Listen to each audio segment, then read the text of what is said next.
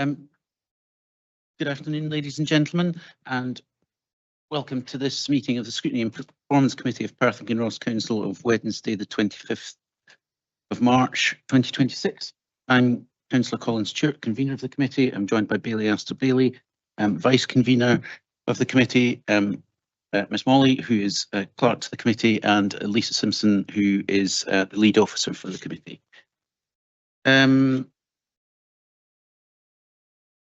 Clerk, are there any apologies for absence or substitution?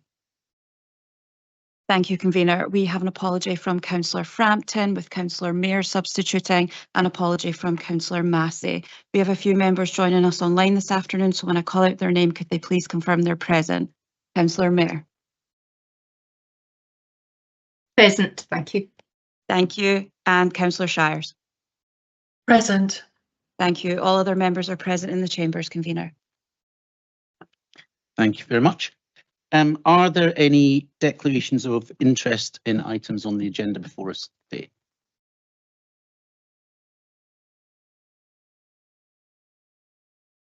Not seeing any. So we'll move on to the minute of the meeting of Scrutiny and Performance Committee of 28th of January for approval. We agree the minute of the last meeting. Thank you very much. Next is the outstanding business statement, item 63.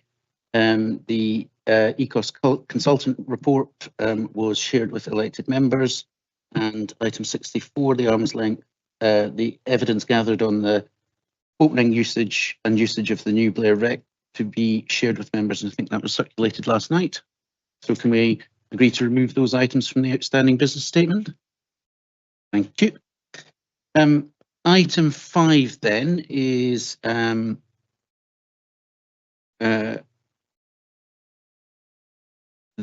external, excuse me, the arm's length external organisations, or we can now refer to them as ALIOs, and we've got their annual assurance presentations. Joining us from Culture Perth and Kinross today, we have Chief Executive Helen Smout in person, and and Sandy Daw, who's the co-chair, I believe, is online.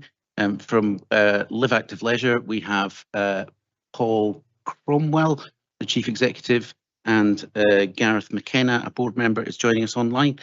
And from Perth Theatre and Concert Hall, we have Chris Glasgow, the Chief Executive, and Vanessa Rawlings-Jackson, who's the chair, also joining us in person. So we'll go through the presentations in the order on the agenda. So first of all, Culture Perth and Kinross. Thank you. Thank you, convener, and thank you also for your continued support of the work that we do. Hopefully this will give you a flavour of some of the things that we have in place to ensure that our work is robust and that our governance is strong. If we could have the first slide, please. In terms of our contribution, hopefully you can read that perhaps better online than in the chamber. We have been working to make sure that our strategic aims, which is what you see on the screen, are aligned clearly with those of the council, so that you can see the read across to what we are trying to do. Things like help tackle poverty. You know, we're not going to have a strategic aim that says we will alleviate poverty. We're not in a position to do that, but we do have a role. So our strategic aims are very much about what can we as Culture Perth and Kinross offer uniquely to strengthen the impact and the delivery of the council's aims and objectives. We could have the next slide. So in terms of how we manage that, how we ensure that that is done robustly and make sure that we are tracking our performance, we have 20 contract KPIs which the council set with us each year. We have a lot of additional KPIs that we use internally and that our board will request from time to time as well. These are the figures to the end of February this year, so we use that to track whether we're online, on target, whether we're away from target, I haven't given you all 20. Some of them are annual figures, so you wouldn't necessarily see the full data for that until the end of the year. The performance indicators give a flavour of what happens. They're very data driven. And we also use, if I can have the next slide, a range of other measures in which to look at performance. So we use evaluative tools, we use surveys, evaluation with our customers, service users. We use external peer review tools, so using cultural frameworks such as how good is our public library service, and we have an external review of that coming up later in the spring. We look at things like TripAdvisor and what people are saying online. We look at social media comments and what the review is. We also commission external reviews of specific pieces of work that we want to look at in more detail and to bring in specific expertise to do that. We sit down on a quarterly basis with the council to look at that performance, and obviously we bring snapshots to the Scrutiny Committee to look at as well. If I can have the next slide, please, thanks. So our board work within a very well-established framework, legal framework. They are all volunteers who give their time freely and their expertise, I have to say, in terms of working, and you'll hear similar, I'm sure, from the other ALIOs. It's not just that Companies Act legislation or the legislation around being a charity that they have to be cognizant of. It's also all the other legal requirements, which are complex, and things like health and safety, freedom of information, whether or not we're managing that properly. Each of those comes with their own opportunity to review performance, to dig deeper into something, to make sure that the processes we have in place are robust and that they're working.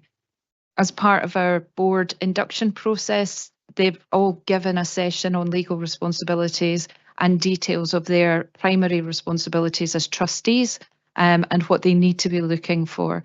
The board itself reviews on an annual basis in terms of its performance and how board members feel that that's working, whether people feel they can speak up, whether they feel that they're able to contribute. And we make changes and adaptations as a result of the feedback that we receive from that. If I can have the next slide. So at the moment we have 12 board members. Sandy, who as a convener mentioned is online, is a co-chair along with James Finlay. James is a King's Counsel, so he brings a lot of legal expertise to the board. We have a skills matrix that sets out the expertise in the areas of knowledge that we think our board members should have, and that's subject to regular review.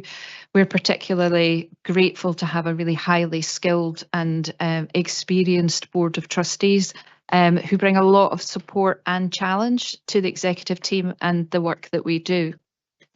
Board meetings happen around quarterly, plus we have an away day. And that time is spent to, again, look at things in more detail and ensure that we're on track in terms of delivery and that we have the right oversight of areas of risk. We have an organisational risk profile, which I'll talk a bit about in a slide further on, and that is reviewed on a regular basis, not just by our board, but by the committees. We have a Finance and Resources Committee, we have a Strategy and Development Committee, and an Audiences, Marketing and Communication Committee. We have the ability to meet regularly, so when we have an issue that we really want to deal with, so something that's maybe burbled up, which could be a risk to the organisation or presents a challenge to us, then we would have an extraordinary meeting, if you like. We pull people together, usually that meets online, and we also use email communications and things to ensure that everybody's in regular contact and up to date with what's happening day to day. We have a board code of conduct, which reflects things like the Nolan principles and ensures that the board know the expectations of them in terms of behaviour, both as representatives of Culture Perkin Kinross, but also as an ALIO and an associated member of an associated employer of the council, if you like. We have in place a strategic operating plan, and that's fed from our strategic, our organisational strategy. You can tell that we were a council organisation because we still refer to the golden thread in terms of planning around that and how that fits into the national drivers in terms of particularly museum and gallery strategy and library strategy at national level, as well as the council's organisational plans. If I can have the next slide, please. Thanks. In terms of risk management, compliance and audit, because we are reporting to so many different organisations, then there is a lot of compliance reporting undertaken, not just to the council, but to Companies House, HMRC, OSCAR, the charity regulator, also to our funders. We have to make sure that we are presenting audited accounts to them. And there are all sorts of other compliance issues, which legal compliance that we work sometimes with the council on and sometimes directly. So compliance around building management, making sure that the buildings are safe for the staff and for the public in place around that. We use external support. So we have external HR advisors who give us legal support and advice, and external advisors to act as the competent health and safety advisor for the organisation. We do have a health and safety committee on which a member of the board sits, as well as the trade union and staff representatives.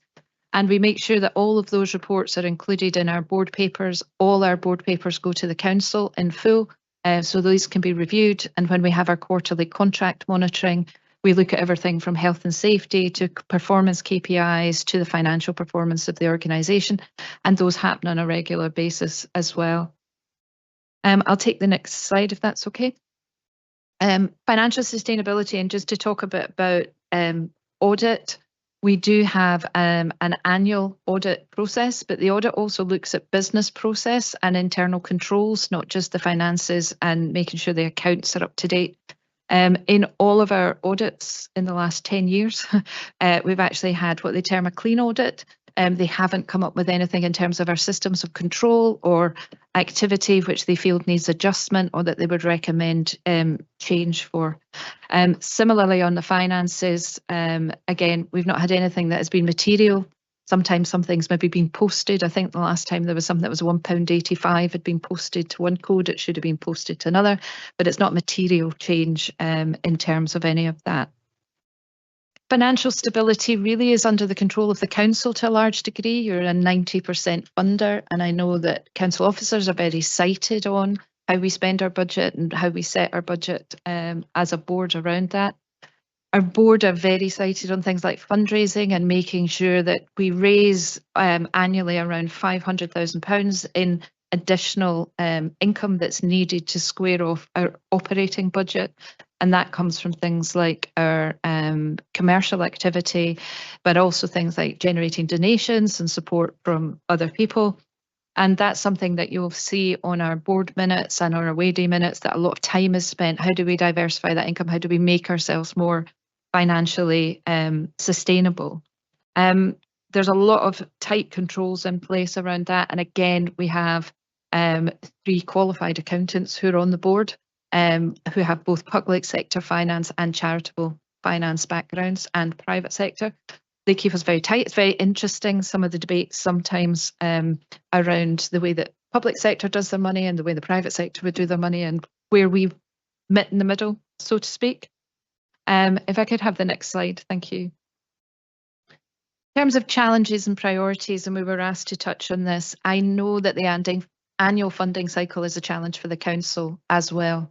But it does make it very difficult in terms of oversight and planning. You're working on a 12-month basis at time, and actually you're probably working on a 6-month basis because the annual budgetary cycle takes up 6 months of the year. And when you're looking for growth and you're constantly having to think about what's not going to be there next year and things like that, that is a challenge for us. And it's a priority that we try and find other ways of raising money and mitigate some of that. The library review, I think, is an opportunity more than a challenge, but it is a priority for us. And I know that will be coming to council in June, and we're working very closely with council officers on that. Fundraising and income I've already mentioned. We are 10 years old on the 1st of April this year, and so our 10th anniversary presents an opportunity to talk to our communities and audiences about who we are, what we do, the impact of what we do, and to use that as a fundraising opportunity, a conversation around fundraising. Strategic alliance is a key priority, and seeing that we can get the best that we can get from that ability to work differently together. And I think that having had the first meeting, I know that you'll hear an update on that, but it's very positive way forward. In addition to that, we're reviewing our commercial strategy, our digital strategy in particular. That's a key area where we will identify risk. The world is changing particularly quickly. We don't have a lot of control over our digital environment because that's provided for us by the council, and that can prevent challenges in terms of being able to operate within that sometimes. And the investment in collection storage, that was originally part of a key plan when we were doing the museum development. Collections in the basement of the museum are at risk, and we're working with council officers on a temporary solution. But we're also now working with other organisations across Tayside to see whether or not there might be a shared solution for Tayside, because we're not alone in having that as an issue. So I'm aware I've raced through that, and if I can have the last slide. A call to arms. If you haven't seen the letter, you've got precisely 4 weeks left to see it, and then it will not be seen again for another 30 years. So make sure you do. But happy to answer any questions people may have. Thank you. Okay, thank you very much for the presentation. Just maybe should have outlined, first of all, we're talking about the annual assurance presentations from each of the ALIOs. These are going to feed into the preparation of the council's own annual governance statement that will accompany the annual accounts in June. What we'll do is we will take questions which are specific for Culture Perth and Kinross now, and then if there are any more sort of broad themed questions for the for all of the ALIOs, we'll take them at the end. So Councillor Robertson, you're first. Thank you, Convener, and thank you for taking us through your report. You said that you rely on external support for things like human resources and for health and safety.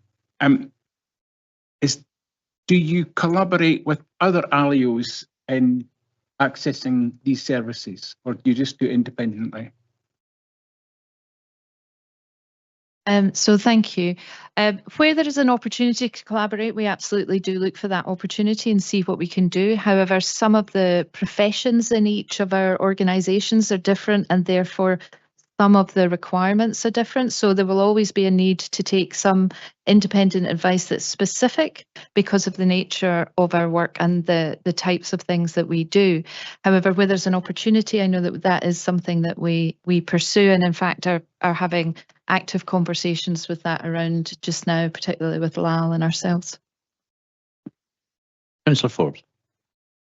Thanks, Convener. Helen, my first question is related to one of the slides earlier, and it was the legal requirements or the legal obligations placed upon trustees. That quite surprised me. Does that make it difficult to get trustees? Short answer to that is yes. It's a lot of responsibility for volunteers. It's complex situation to take on an organisation, and we have a substantial turnover, so there's a lot of responsibility there. What we are very lucky in is that Culture Perth and Kinross and Perth and Kinross generally has a really good reputation.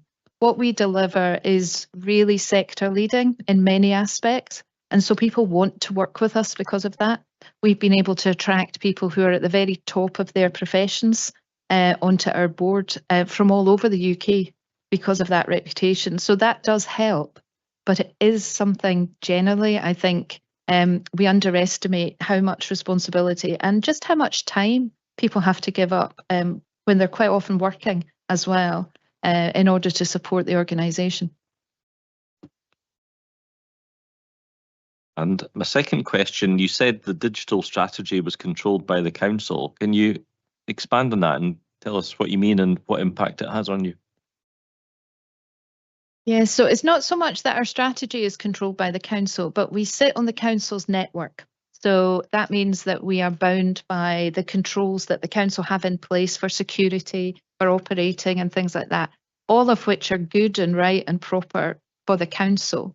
However, our environment is slightly different, and some of those controls make it difficult to operate. Sometimes changes are made to the council IT system with the very best of intention, and again, decisions that are right for the council, but they have a negative impact on us, and we might not be told about that until we try and switch on a computer. Sometimes, not always, but sometimes. And I think those are some of the challenges. You know, we're operating in a much more commercial environment. There are things that we need to be able to do which we would manage risk perhaps in a slightly different way, but the infrastructure that we're on doesn't always allow for that. Now that's nobody, you know, that not the council being difficult or challenging, it's just the reality of it.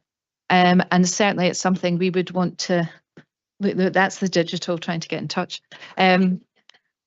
That's certainly something we would want the Strategic Alliance to have a look at. Councillor Allen.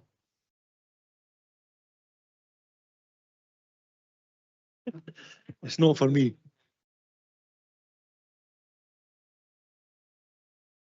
Thank you, convener. Thanks, Helen, for taking us through that.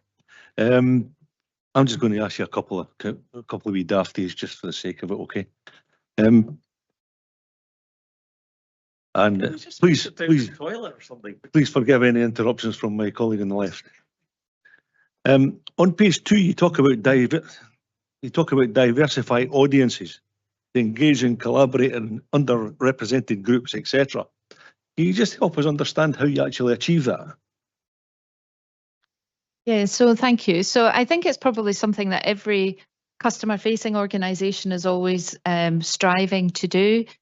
We're very aware that there is a core audience, if you like, for our services who are very loyal, who attend everything, who are engaged, who are very positive about that. They tend to be in the older age range, which I'm probably now in myself, or it's young families, young children, and things like that. And we know that there are, in terms of age demographics, that there's a bit of a dip when people in the sort of 20s to 30s. They come back to us when they have their families, but they disappear perhaps when they're students or when life is taking over.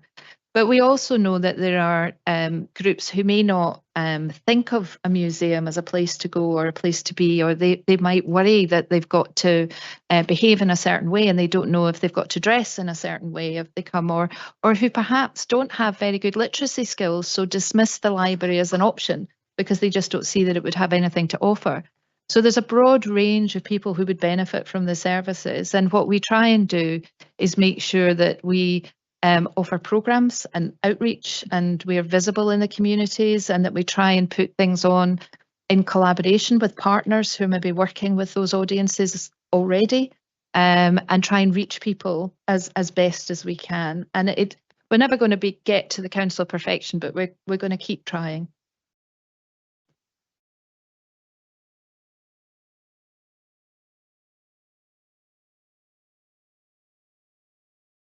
I was waiting for the diddly-dum. On the third page, under museums and galleries, it talks about the total number of online visits to museums. Is that people just looking online to see where the museum is, or is that actually people going through your museum online? Can you help me understand what that means? Yes, so that there's possibly a small element of collecting it, but it's actually about engagement. So it's not just page views. It's where people have clicked on to the information that's on the website. So we have things like pre-visit information. There's an introduction in BSL, for example, that people watch. There's collections information, clicking through on information about events, making sure that they're engaging in the materials. So that measure is probably one that it's quite right to have a discussion about. It's set nationally, but it's very much about the engagement with the content on the website, not just the views of the website, if that makes sense.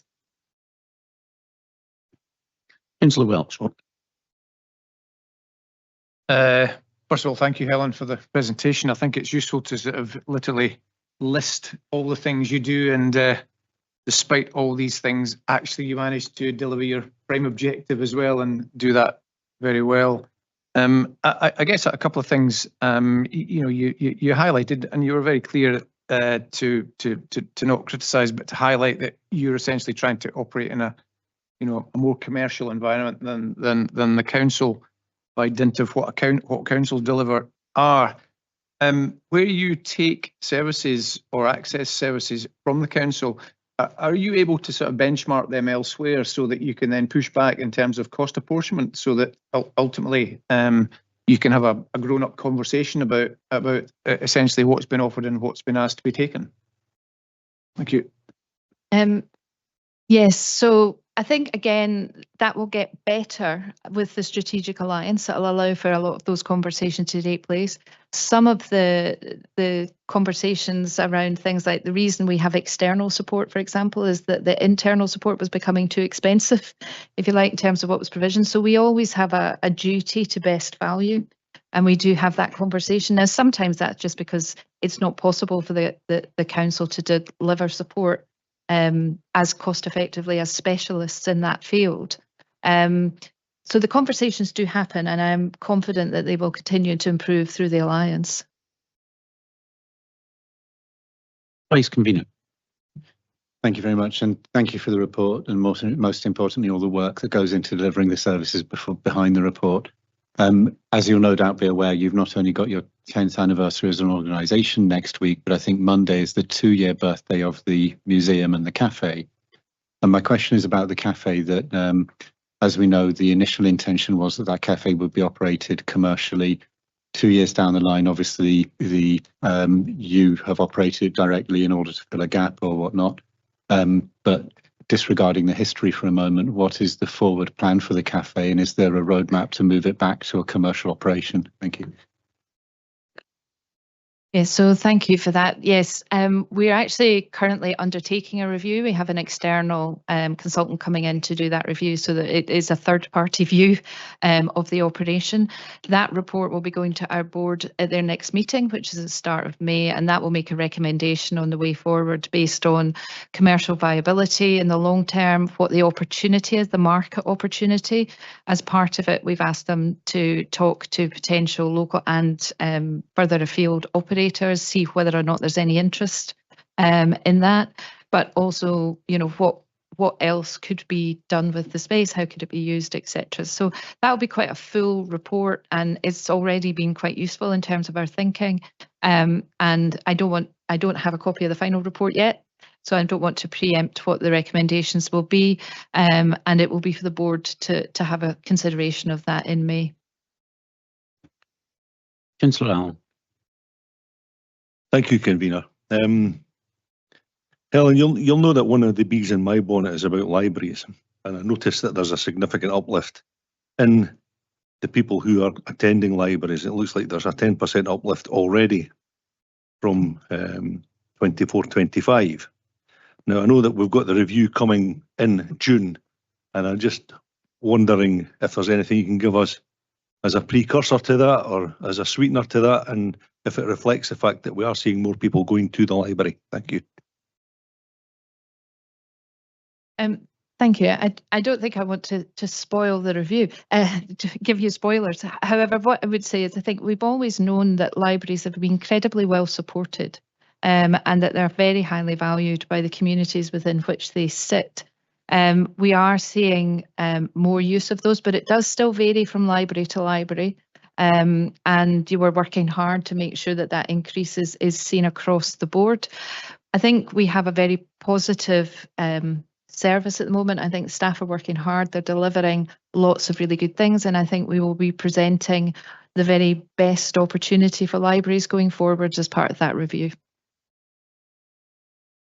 Councillor Welch. Thank you, Convener. Helen, you spoke about storage and a collection risk, and looking at potentially some form of aggregated solution because it was a challenge across maybe other neighbouring local authorities. In terms of effectively what I would term the collection and the assets and the value they have, both cultural and material, do we have do you have an overview of what that is, and ultimately to help you, if you like, elevate that highlighted challenge as something that needs to be supported? Thank you. Yes, thank you. We're incredibly lucky in Perth and Kinross. We're one of very few local authority areas where the entirety of the collection is currently recognised of being national significance. And that's not just nationally significant in Scottish context, that's in a UK context. And parts of the collection are internationally significant. We have a very unique and very diverse collection, which, it's like any collection, it is actually probably impossible to value. There is an insurance value, but actually it's irreplaceable. If you lose a piece of history, it's gone. Your insurance is only really going to cover the cost of fixing the floor or whatever went wrong.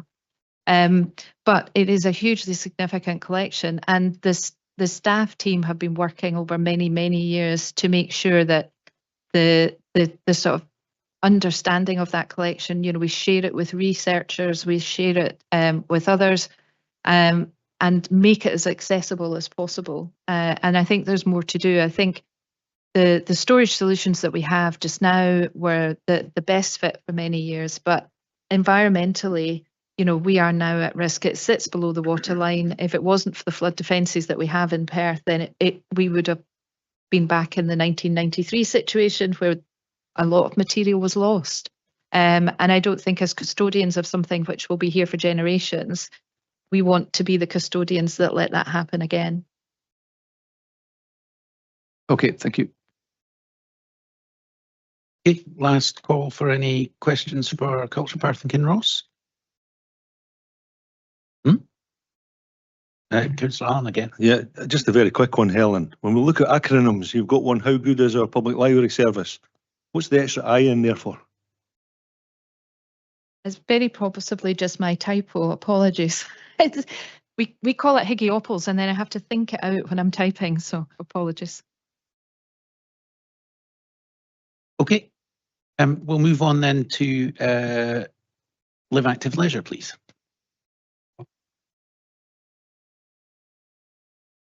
Good afternoon, and thank you for the invitation to attend Scrutiny and Performance Committee this afternoon. As mentioned at the start, I'm accompanied by Gareth McKenna. Gareth is Director of the company and also sits on the company's Finance and Governance Committee. As requested, I will provide a presentation on the company's governance arrangements across a number of the key areas. I do also appreciate the time is fairly tight, and therefore we'll keep this at a relatively high level. Now, next slide, please. So I think it's important to establish at the start what the company's commitment is to governance and its understanding of the different aspects of good governance, from a clarity of purpose, roles and behaviours, to risk and compliance, systems and structures, and organisational effectiveness. And I can confirm that the company made a commitment to achieve an assured standard in governance by assessing itself through an external accreditation scheme, and have achieved the Good Governance Award, which is a scheme which is recognised by OSCAR, the Scottish charity regulator. And I will touch on this award a little bit further into the presentation. Composition requirement of the board, as many of you will know, is laid out in the company's Articles of Association and consists of 8 independent directors and 3 elected members. The recruitment process for independent directors includes advertising through various channels, but also includes local venues to ensure that local people and our customers are aware of the opportunity to join the board. We have a robust skills matrix in place which provides guidance on key areas to support recruitment, but also to inform the directors' development programme. The main board meets 6 times a year, again as detailed in the Articles of Association, and to ensure the opportunity for directors to be able to have a deeper dive into key areas of the business activity, there are a number of subcommittees, including Finance and Governance, Property and Environment, HR, Services and Communications, and a short-term nominations committee as required to manage director recruitment. The company also recognised the role that staff have to contribute to the company's development, and there is staff representation from across our venues and services in our 2 joint consultative committees covering HR and Health, Safety and Environment. Next slide, please.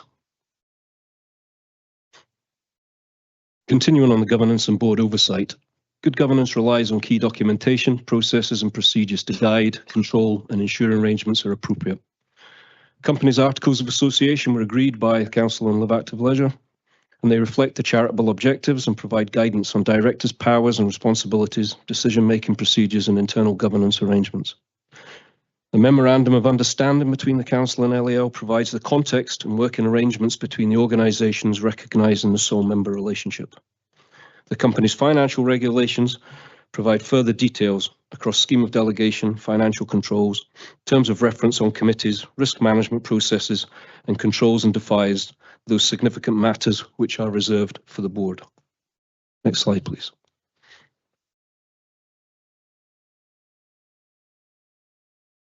Risk management and internal controls. Risk management is essential to protect financial stability, operational continuity.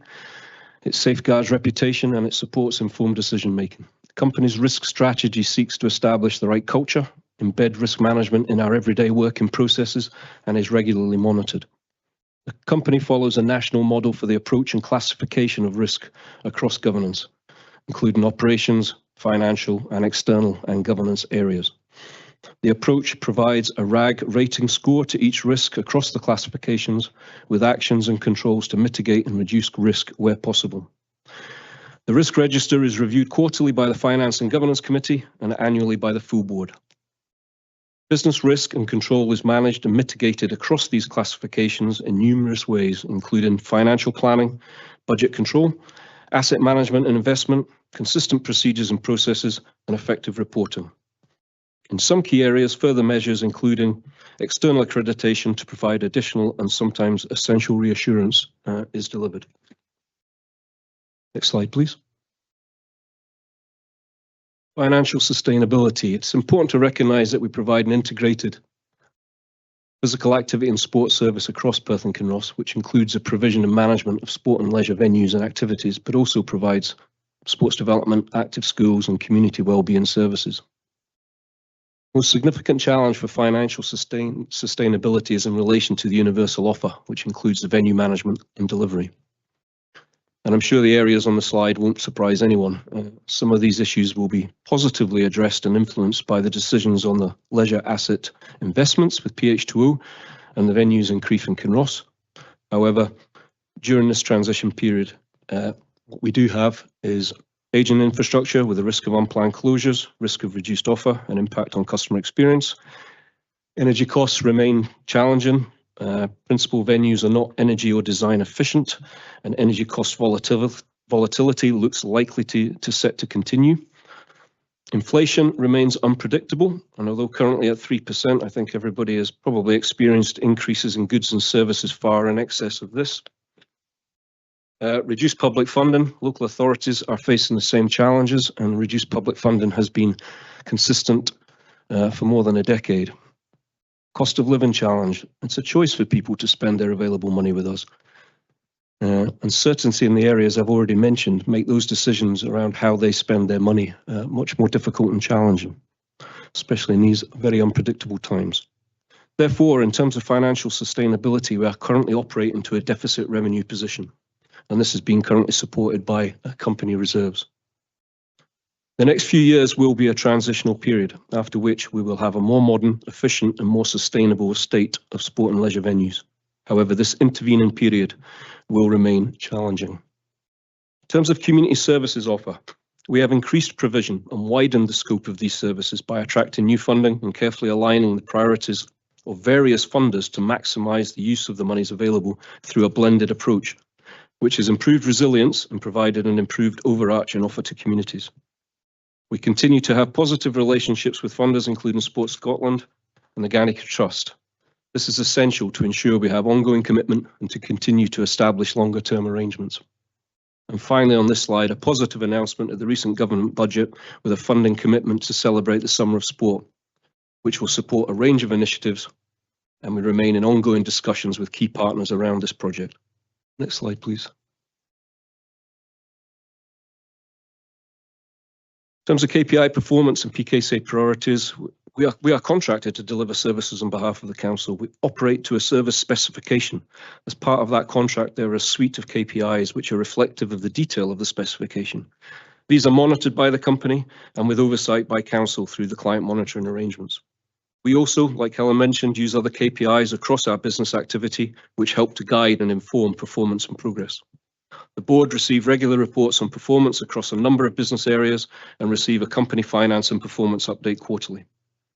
In relation to priorities, delivering on the PKC contract specification is the company's priority.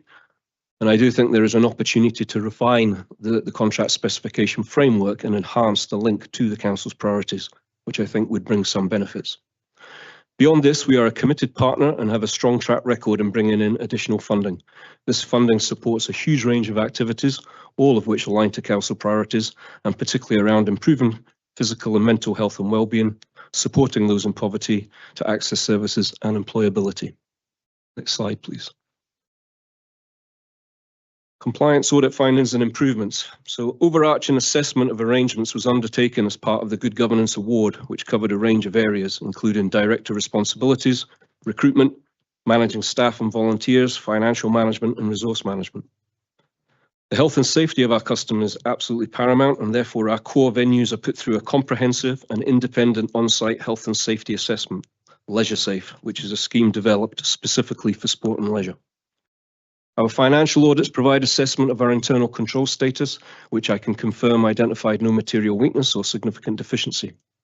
A range of other audits which are completed include building compliance, water testing, staff training, GDPR, cybersecurity, to name but a few. Like any organisation, we continue to look at what we do and how we deliver services and seek to make improvements. Some of the related improvements include directors' recruitment and induction process, developing a robust skills matrix, which is used to support recruitment and director skills development. Directors' development programme over the last 12 months has included sessions on the duties of directors and compliance under charity law, and also charity finances and accountancy, details of which include trustee responsibilities across budgeting, strategic planning, and managing financial risk. We have further developed our board performance and financial reports, and they provide more comprehensive and detailed information across our business activity. And we continue to develop training and resilience around data and cybersecurity, working closely with colleagues in PKC IT. Next slide, please. Challenges and priorities. Our key challenges and priorities align. The leisure asset project to be delivered over the next 4 years, which will support improved financial sustainability. However, we do remain in the challenging transitional period. We will continue to review our service delivery. We will explore ways in which we can engage further with our customers and communities, maximise income and look for efficiencies. We will engage with the strategic alliance partners and explore any potential opportunities for new ways of working, for income growth, for efficiencies, and to develop an improved collective voice and offer for our communities. We will ensure we continue to meet the outcomes of external funders and try to secure longer-term arrangements. We will engage with partners to develop the opportunities, which will be finalised shortly around the Summer of Sport funding, which will bring some positive activity this year. And finally, we will review the company's business plan. Key decisions around timescales on the leisure asset developments are obviously key to the development of the business plan. But once this detail is finalised, it will support the ability to take a medium to longer term look at how the company will develop and become more sustainable over the next few years. Thank you. Happy to take any questions. Thank you very much. And the first question is from Councillor Welch. Thank you, Convener, and thank you, Paul. Again, was very helpful.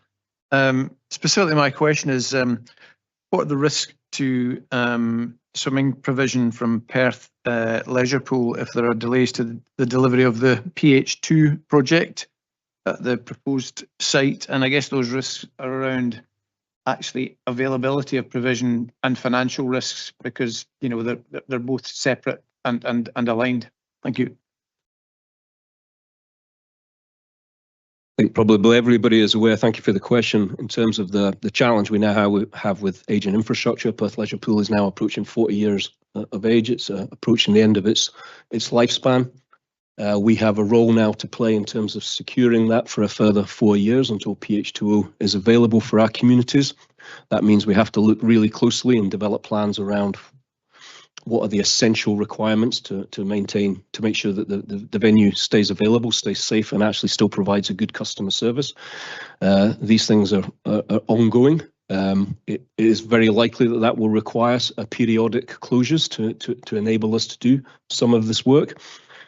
So from a financial perspective, there's obviously capital investment will still be required to get us to the point where PH2O is available. So there's that side of things. In terms of the revenue position, then I think it has seen a challenging few years. I think obviously we had a period where the Olympia in Dundee wasn't unavailable, which provided a short-term boost in terms of casual swimming income.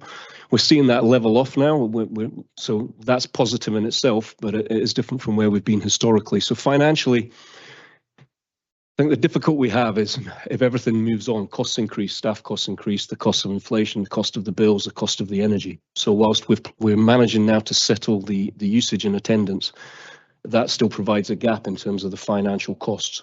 So that's an ongoing challenge that we're going to have to just manage over the next few years. And what we're looking forward to is being able to plan a little bit longer than 1 year, which is where we're at the moment. Now, I think we're being incredibly agile in terms of how we're responding on a year-to-year basis.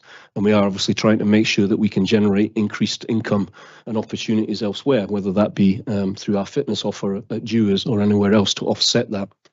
So I think, yes, the next few years are going to be tricky. We've got an aging building. We've got areas that people know that unfortunately now are beyond the point of being repaired. We've got some challenges in terms of the access arrangements outside, and we are working closely with the council and the property department there in terms of how we make sure that we retain that and that's available. But be under no illusion, we need the solutions in the next 4 years. We need to have a new venue in place to avoid service disruption and also significant abortive spend. And these are the things we're going to have to jointly consider over the next period. Thank you. That's a helpful reply. Councillor Allen. Thank you, convener, and thanks, Paul, for that run through there. It's very helpful to follow that. On one of your slides under financial sustainability, probably following on from Jack's question there as well, is you're operating from a deficit revenue position. That's always difficult. Can you share with us how you're managing that? I think you made some mention about reserves, but how much of those are left and where are we going? I think the company's always taken a very strategic view on this, that obviously we can use company reserves that we have in a strategic way. In other words, you've got a plan in terms of where we are now and where we're going. Now, obviously, there's been significant decisions being made over the last couple of years in terms of leisure asset investment across the estate. So what we now have is a roadmap, and that roadmap's going to take a few years to put in place. But at the end of that roadmap, what you have is improved efficiencies. You know, there's cost saving measures, there's opportunities for new income streams, all of which are going to help support financial sustainability in a number of years. The board understands its responsibility now. We need to work together on this. We need to maintain the existing structure until we get to that point. And what that's going to need over the next few years is support from the financial reserves we have. Now, that might need some additional support from council in future years. But at the moment, what our board want to do is to make sure that we are working strategically with the council about moving through what we're calling the transition period, this intervening period where we retain the assets with the venues and the services that we have until such time as we're able to join up with PH2O and the investment in the Crieff pool and the Kinross pool. In terms of business development, although we have a forecast deficit budget, we're obviously doing everything we can to reduce that figure. And we've been doing this now, it has to be said, for a number of years. Now, I think, as I say, and I think that strategically is correct, is using the reserves that we do have to underwrite the forecast deficit position. But as a company, we're continuing to do everything we can to reduce that and hopefully still provide a balanced budget or indeed a surplus. Thank you. That was a good comprehensive answer and I appreciate that. One of the other things I was going to ask you, and it's gone, or has it gone? Come on.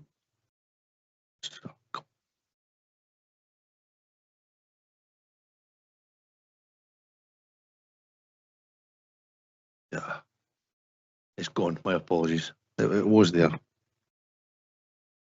Vice Convener. Thank you, and thank you for the presentation. Mr. Cromwell, you said under financial sustainability that volatile energy costs is one of the challenges you face.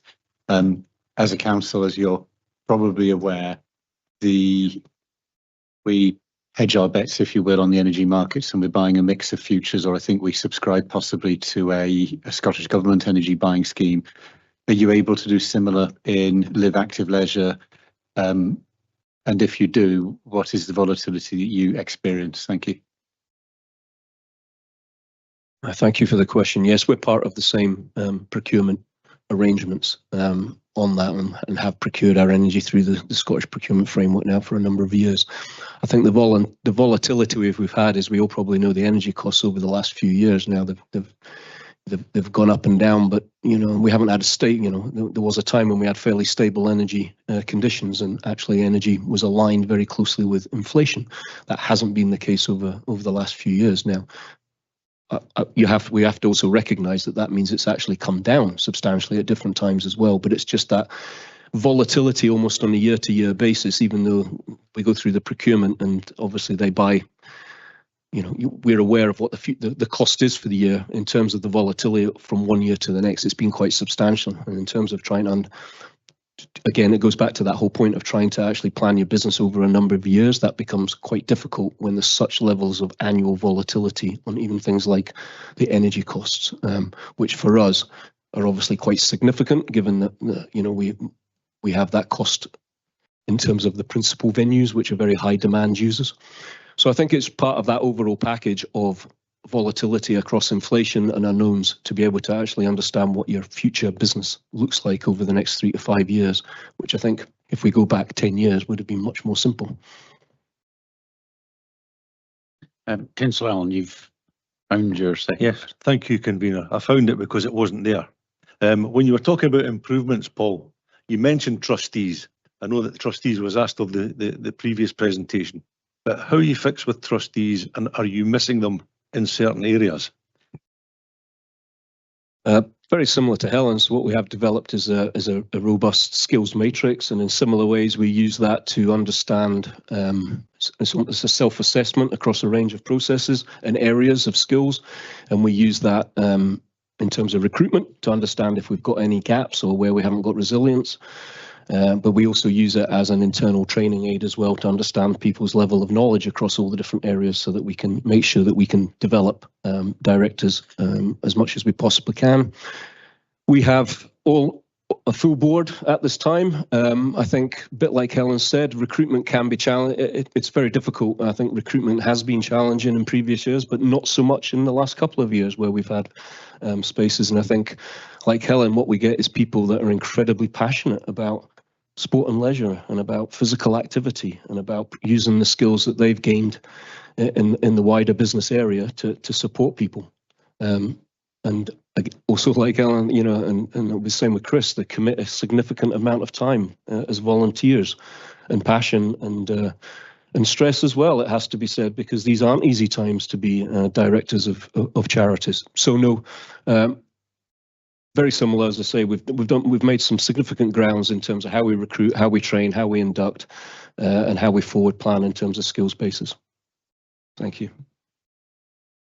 Councillor Smith. Thank you, Convener, and thank you very much for the report. Because of the situation you seem to be seeing here financially, etc., I do worry about the future of sport in our area. When I hear, for instance, Bells is out of commission, the Leisure Centre will be out of commission for a while, I do wonder about what our future is regarding new sports, etc., and how we're placed to accept and get these into our sports fields, really, because I can't see, for instance, anybody ever talking about paddle, talking about pickle, talking about anything like that, because we haven't got we just don't have the facilities. So are we going to be left behind because of our financial situation? That's what really worries me. Thank you. I was concerned that I couldn't see how Councillor Smith was going to wangle a question on pickleball from the annual assurance statement, but you've managed it. Well done. Mr. Cromwell. It's always going to be space for pickleball.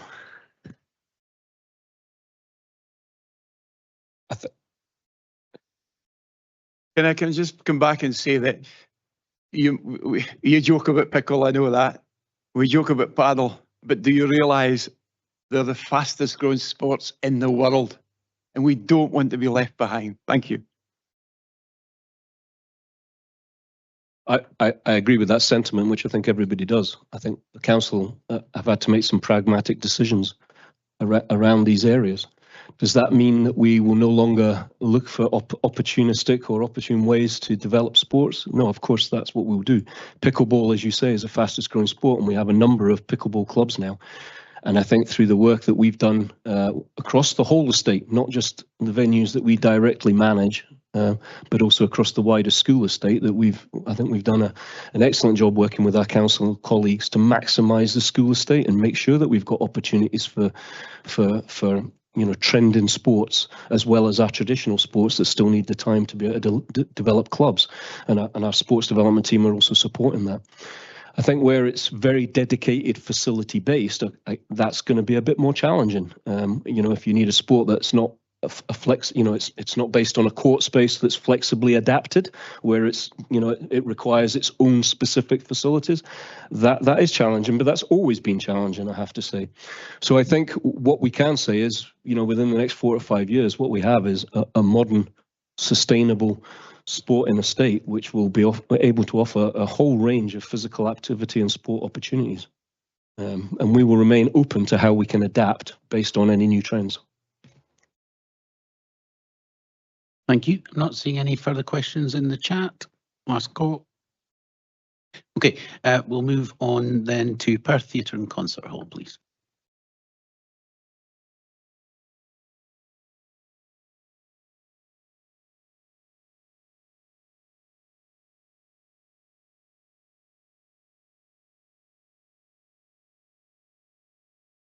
Thank you, convener, and good afternoon, everyone. On behalf of Vanessa and myself, if I could have the next slide, please.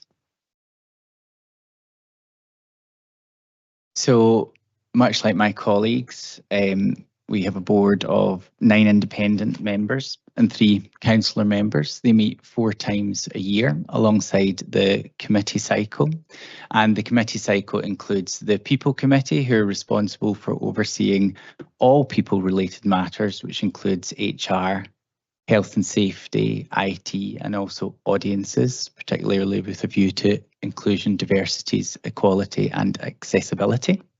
We have the Finance and General Purpose Group, who look at all of our budgeting, as well as risk, which then reports into the board. We have the Nominations Committee, who are responsible for senior team appointments and also the recruitment of new trustees. And most recently, in the past year, we've established a new subcommittee, and that's the Business Development Committee, which began life as a working group. And I think where we're really lucky with that committee is that we have a mix of art specialists who can approach the conversation specifically from a programming point of view, but we also have those from the commercial world that are looking at how the trading function supports our charitable objectives in enabling us to do more work and streamlining ultimately customer service. Through the rebrand process in 2022, we also started different board working groups. And this is something that really matters to me, because I actually think for the staff, one of the best forms of professional development that you can have is reporting into a board. And I'm really pleased that over the years we've had different working groups that have responded to the needs of the business at the time. And at the moment, that's a new individual working group. And that would be members of our development team and the external relations team working strategically with the board to look at next steps in terms of fundraising. And I think it's really important that our colleagues across the organisation have that access to that expertise, and then we see it reflected back within the organisation. We've spoken a lot about the commitment that trustees give, and we're incredibly lucky too at Perth Theatre and Concert Hall for the time that all of our board members give across these working groups, as well as the annual away day that we host too, which includes training. But the other thing that I think we should be particularly proud of as an organisation is that we've also achieved 100% board giving. And by that, I mean that every single board member is also giving philanthropic support to the organisation, some of whom for a very extended period of time.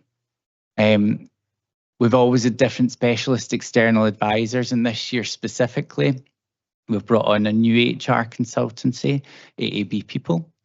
We're working at the moment with Charcoal Blue specifically to look at some of our property related matters which very much cross the line between buildings and theatre expertise.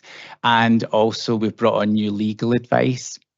And one of the reasons for that is, as you know, in the performing arts, particularly on a show basis, we work with a lot of freelancers, and actually there can be grey areas as to where HR supports permanent employees versus where we need a bit of extra support. And they're also very, very good charity lawyers, so it helps us look in the broadest possible sense, and they have a big focus on governance as well. So we're very lucky to have them. If I could have the next slide, please.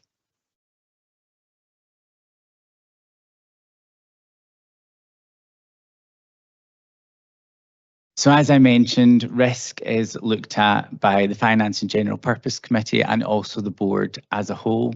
We report on our risk equitably to Perth and Kinross Council and also to Creative Scotland. I suppose two of the biggest changes that I would like to highlight around risk at the moment, and I'll come to talk about these in greater detail as we move on through the presentation. The biggest operational risk at the moment is the building infrastructure. There had previously been a recent focus on Perth Concert Hall and the capital support that Perth and Kinross Council have enabled. I think one of the challenges we're facing at the moment is time and speed, and particularly demand for the hall.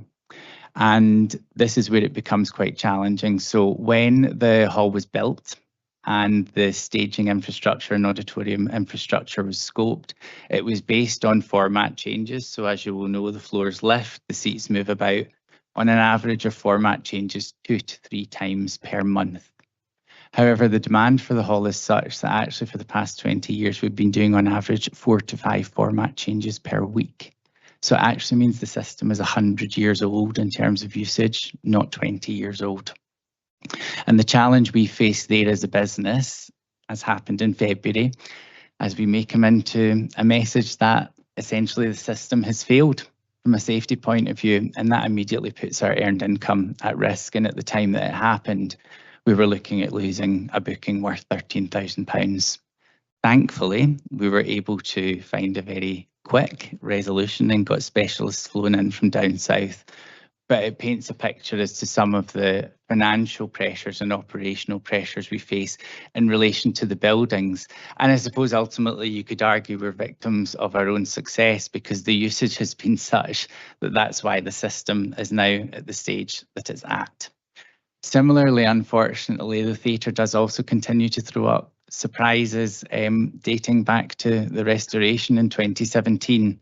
And the most recent one that came up through our Lola inspections was that actually the fly floor, in terms of current day standards, is not safe to be properly assessed during maintenance, meaning we lose the facility of some of our fly functions, which actually is essential to how a proscenium arch theatre works and to the type of work that we can attract into Perth. However, I would say that we are working very constructively with colleagues in property services to try and find swift solutions. The other big challenge, as you know, that we've spoken about has been our income generation, particularly over the past year.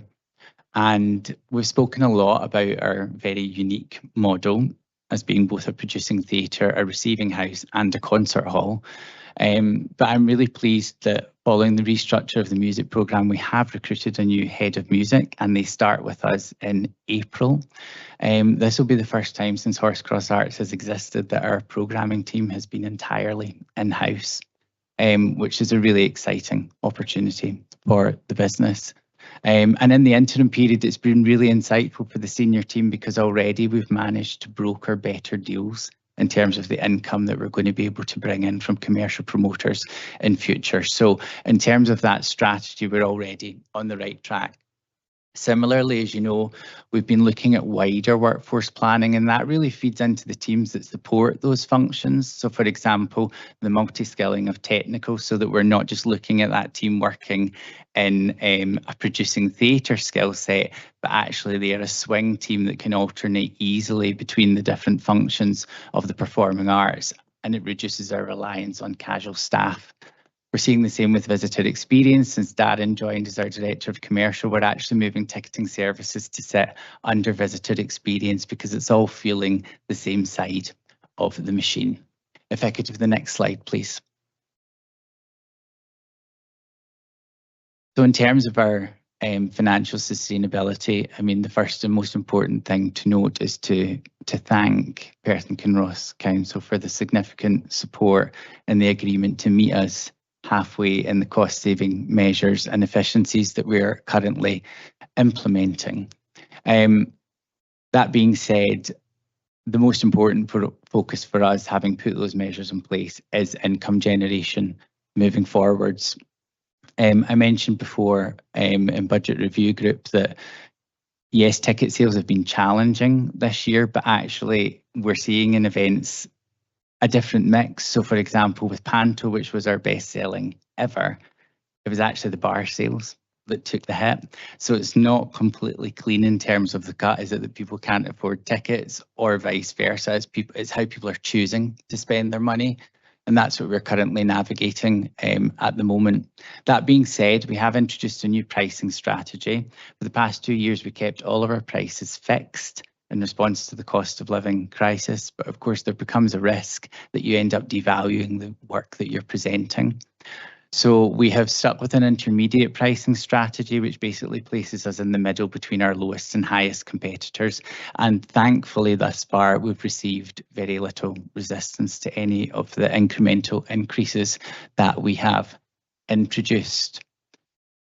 In programming, as you know, we've undertaken a lot of scenario planning over the past year, and that goes beyond the restructure of our music programming function to also looking at how the theatre itself works, particularly our produced work, and how we budget in relation to our TTR claim, which is theatre tax relief, but also other meaningful interventions we can make where perhaps artists might get carried away creatively. One of the most recent things that we've been looking at is actually sometimes, although we look to recycle as much as possible, currently in some cases for shows, recycling is more expensive than sourcing new. So that's the next kind of big focus for the programme in the theatre sphere. If I could have the next slide, please. In terms of our performance against KPIs, as you know, I'm always keen to share our latest stats with you, so I'm not going to repeat these because they've been presented to you several times over this year already. I think one of the things that I'm very excited about, and if we look at kind of overall performance against our business plan that I met with Karen and Stephen about at the start of the week, is the focus on destination marketing and how we can contribute to that. And one of the things that we've not been tracking, but where we're seeing significant growth in terms of the organisation's output, is our touring, which was a key focus of the business plan, focusing on national touring over 2025-26, and to look at how we can expand to international relationships over 26-27. So last year we achieved an additional reach of 12,900 people served through touring across Scotland, both with Restless Natives, which was main stage production, and also St Joan most recently, which just closed at the Traverse in Edinburgh last week. And I think the interesting thing for me around destination marketing is we're so focused on how we bring people into Perth. But actually, I think there's another conversation to be had about how we get Perth and the product that's coming from Perth more out into the world as well. And I think that's a really exciting prospect for touring theatre. The other thing that I am looking forward to starting next week is an extended social impact study. I'll be honest and say our data sources are now so full that it's very difficult for us to completely manage them in-house. And as you may know, with our economic impact, we commissioned some external consultancy to support us with that.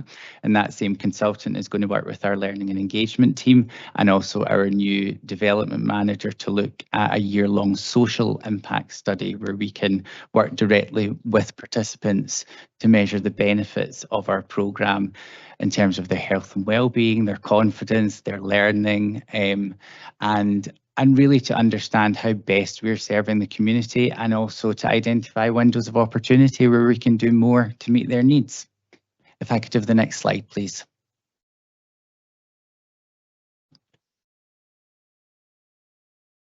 I'm pleased that the Strategic Alliance is kicking off formally. We had a good meeting last week and we're now working on the draft MOU. I think, as you know, we've always worked collaboratively in different ways. A lot of that quite often is behind the scenes and unseen. I think the most recent collaboration probably sums up why it matters, and even in the most unique of ways how we can work together. So you'll forgive me for this light-hearted moment, but I was absolutely delighted when I spoke to one of our artists, our children's company in residence the other day, who shared with me that as part of the comedy festival, they're going to be working with Culture Perth and Kinross, who are also going to look to support an exhibition that will run alongside that comedy festival. So I think it's really good that, you know, we're looking at Strategic Alliance from the point of view of efficiencies and how we can work better for organisations, but that also equally we're looking at how that work can benefit the artists we work with, and also the public who get to enjoy our work.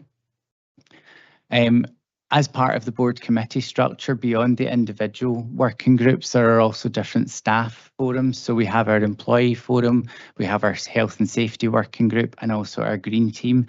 They all also report into different committee structures within the board. And one area where they've really come into their own over the past year has been around our IT infrastructure, and particularly cybersecurity. As you know, our IT system does sit separately because it is effectively a 24-hour service and we need people on hand for when we're running shows. But actually, it's been a great moment of professional development for that team to look at how they can roll out different tests in relation to cybersecurity across the organisation, even up to board level. And similarly, we undertook significant training over the past year around the new legislation, Martin's Law. I suppose the only caveat I would give to that is it was an excellent opportunity with 125 Live coming up for the team to be able to put that training immediately into practice on a large scale event. The challenge that we had on the opposite side was it extended our maintenance period over the summer. So normally we would be closed for 4 weeks. We actually had to close for 6 weeks this year to complete all the training. So that was the quarter where our income really took a significant dip because we couldn't accept shows into the hall. If I could have the next slide, please. In terms of our key challenges and forward priorities, I obviously spoke about the new programming partnerships, which is really exciting. And beyond the touring focus nationally, next month we are presenting our first international co-production, which subsequent to performing in Perth will then tour to Brighton Festival, Oxford Contemporary Music and the Sonica Festival before being pitched for overseas performance. We've introduced a new conferencing and event strategy in collaboration with the Business Development Committee, specifically to face the challenges that we are encountering, not just for ourselves as a business, but actually for the many businesses and charities that we are working with. We've had quite a lot of feedback at the moment, despite the fact that a lot of the charities we work with are coming in on either the standard charity rate or in some cases for community organisations, bespoke rates. Even for them, that is still a push. So we've been working really collaboratively with Perth and Kinross Council officers to look at how we can enable incremental change that allows us to put on the event, but also doesn't make people have a huge leap in terms of what they need to spend to be able to deliver it. I mentioned at Budget Review Group that I was also really keen, now that we have a new conferencing and events team in the organisation under Darren, that we actually look to do more curated events as well under the trading function. And by that I mean opportunities such as around Burn Supper and Hogmanay, whether we can actually host dinner dances in the hall that we're curating ourselves rather than factoring out to an external agency. And then it just becomes a standard booking relationship where we have limited control over the income that we can generate. And lastly, in terms of sustainable income growth, another area that we're looking at is our learning and engagement projects. And it's actually around how we streamline those into more consistent threads. So for us internally, it's very obvious that we have a health and wellbeing strand, that we have a school strand, and that we do work in terms of developing the skills for young people, both for on stage and back of house. But it's perhaps not so obvious publicly and more crucially to funders. So our next big focus is to work with that team to look at how we reposition those projects in a way that makes them as attractive as possible for multi-year funding across multiple programmes, rather than operating on a project by project basis to ensure sustainability. Thank you. Thank you very much, Mr. Glasgow. Councillor Welch, you're first.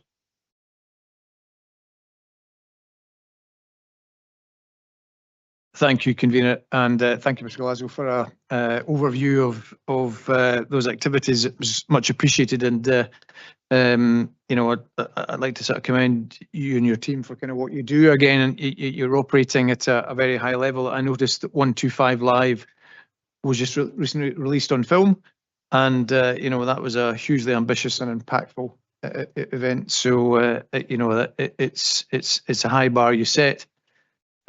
Two things I've got questions on, and obviously you spoke about the strategic alliance sort of kicking off in terms of, you know, Alio was looking to see if they can collaborate, work more closely together. In that respect, you spoke about your IT activities sort of standing alone from the council. So obviously there may be some opportunities, you know, learnings, insight for you know, your other colleagues there. I just wondered if there's anything you're able to say around that, around ensuring that those standalone activities, you know, you have the confidence that they are able to sort of deliver some of the, for example, cybersecurity sort of challenges you talked about, and how you go about evidencing that.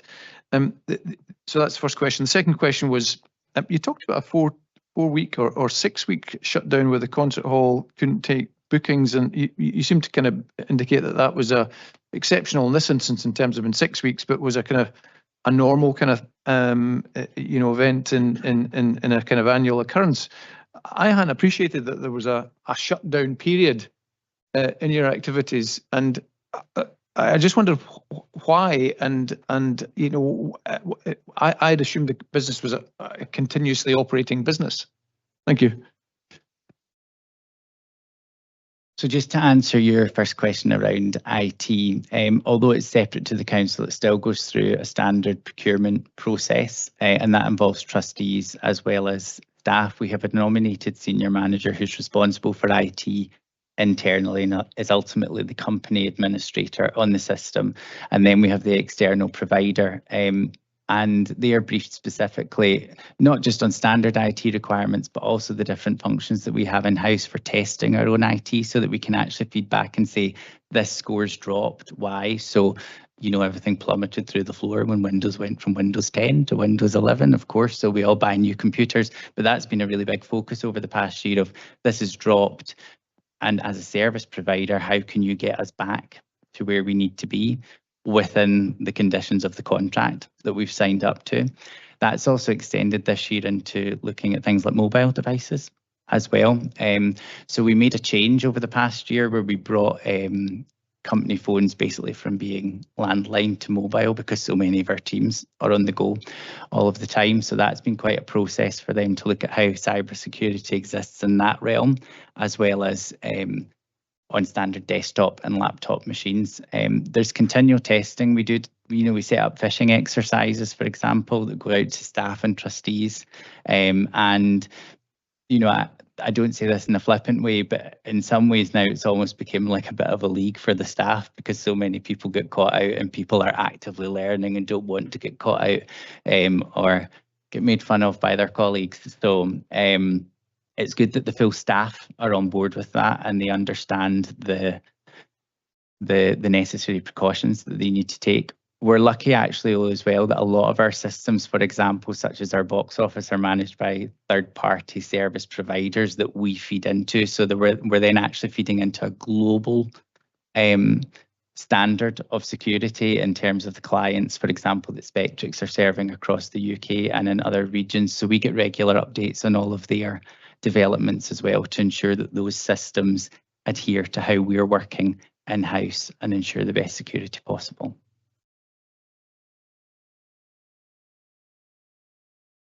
So basically there are 2 periods of maintenance that we have to take every year. So pretty much January is dark as well. And that is because there is statutory maintenance that we need to undertake, particularly around electrical testing. And the reason that we can't host events so easily is, so for example, every lighting rig needs to come down, every stage light needs to come off the rig and be tested individually, as well as every piece of administrative equipment. And in terms of council reporting, there is actually a set deadline by which we need to have done so in the summer period. We can accommodate events, but they would really need to be very lucrative events to justify being able to take everything down, staff overnight to put it back up, deliver the event, and then repeat the process again. But yeah, that I would say that's been a particular challenge for us this year and one we have noted in terms of the income dropping.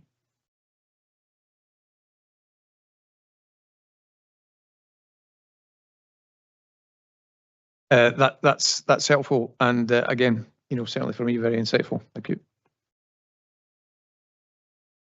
Councillor Allen. Thank you, Convener, and thanks, Chris, for the presentation and your answers. Under financial sustainability, when it comes to income generation, you're suggesting that remains a central focus, and I can understand that. And you did mention when you were talking about reduced secondary spend that you're neither the highest nor the lowest of your competitors, and also that you're giving some consideration to the cost of living. Now, maybe it's a question, maybe it's just a thought, but why aren't we the lowest? Why don't we be the lowest? Why don't we make it affordable for families? You can sell 4 ice creams at £2.50 and make £10, which will probably give you an £8 profit. That's a family. Or you can sell 2 at £4 and you're only making £7 profit. It's just, why don't we buck the trend and sell more? It's the same in the bar.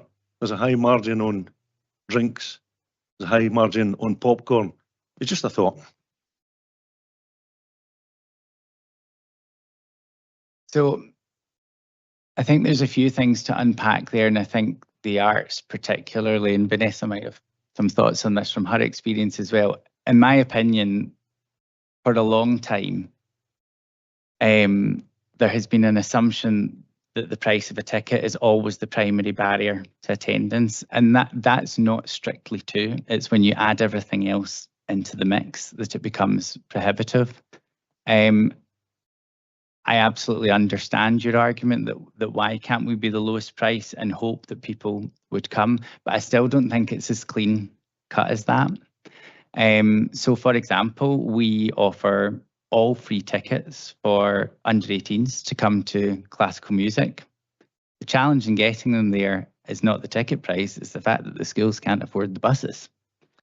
Similarly, in terms of secondary spend, one of the issues that we face in Perth and Kinross is not that people don't want to spend money at the bar, it's the fact that 82% of audiences are reliant on driving to get to the venues. So actually, we can't really change anything if they're all drinking soft drinks, for example. So I totally get your point, and we have introduced a new measure. So one of the things that we've noticed is particularly people coming into Perth and Kinross that have moved to the area, perhaps during the pandemic, is actually people trying to build a friends network. around them. So we actually introduced Friends Coffee Mornings, which has been really nice because there are people that have moved to the area, became friends, and they now come to the theatre regularly because of that. But tied to that is rural isolation as well. So we've introduced a new scheme for our main stage shows, which are directly in our control, which is Bring a Friend for Free scheme, which is not unique to us. It's a commonly used model across the arts, but we just felt if certain other discounting options weren't working, then it was a good opportunity to try something new. Would you like to add anything on that? I think any leisure activity requires consideration of the full cost, not just the cost of the event. And we recently looked at the average cost for a couple to go out to the theatre. You can cheapen your tickets as much as you want, but you undervalue the product that you're providing when there is still, as I saw today, petrol now up at £1.52 a litre, and the majority of our attenders are coming by car. You're also looking at, do they go for a meal? What is the cost of having a meal? Where do they go? And also if they're parking their car and then they have a drink in the interval. So you can bring prices down, but the arts has always been, what is the value of the product and how much do you give away? And I think actually Perth Theatre and Concert Hall are ahead of the game in terms of identifying how we ensure that our communities have the best opportunity and access to what is an iconic experience.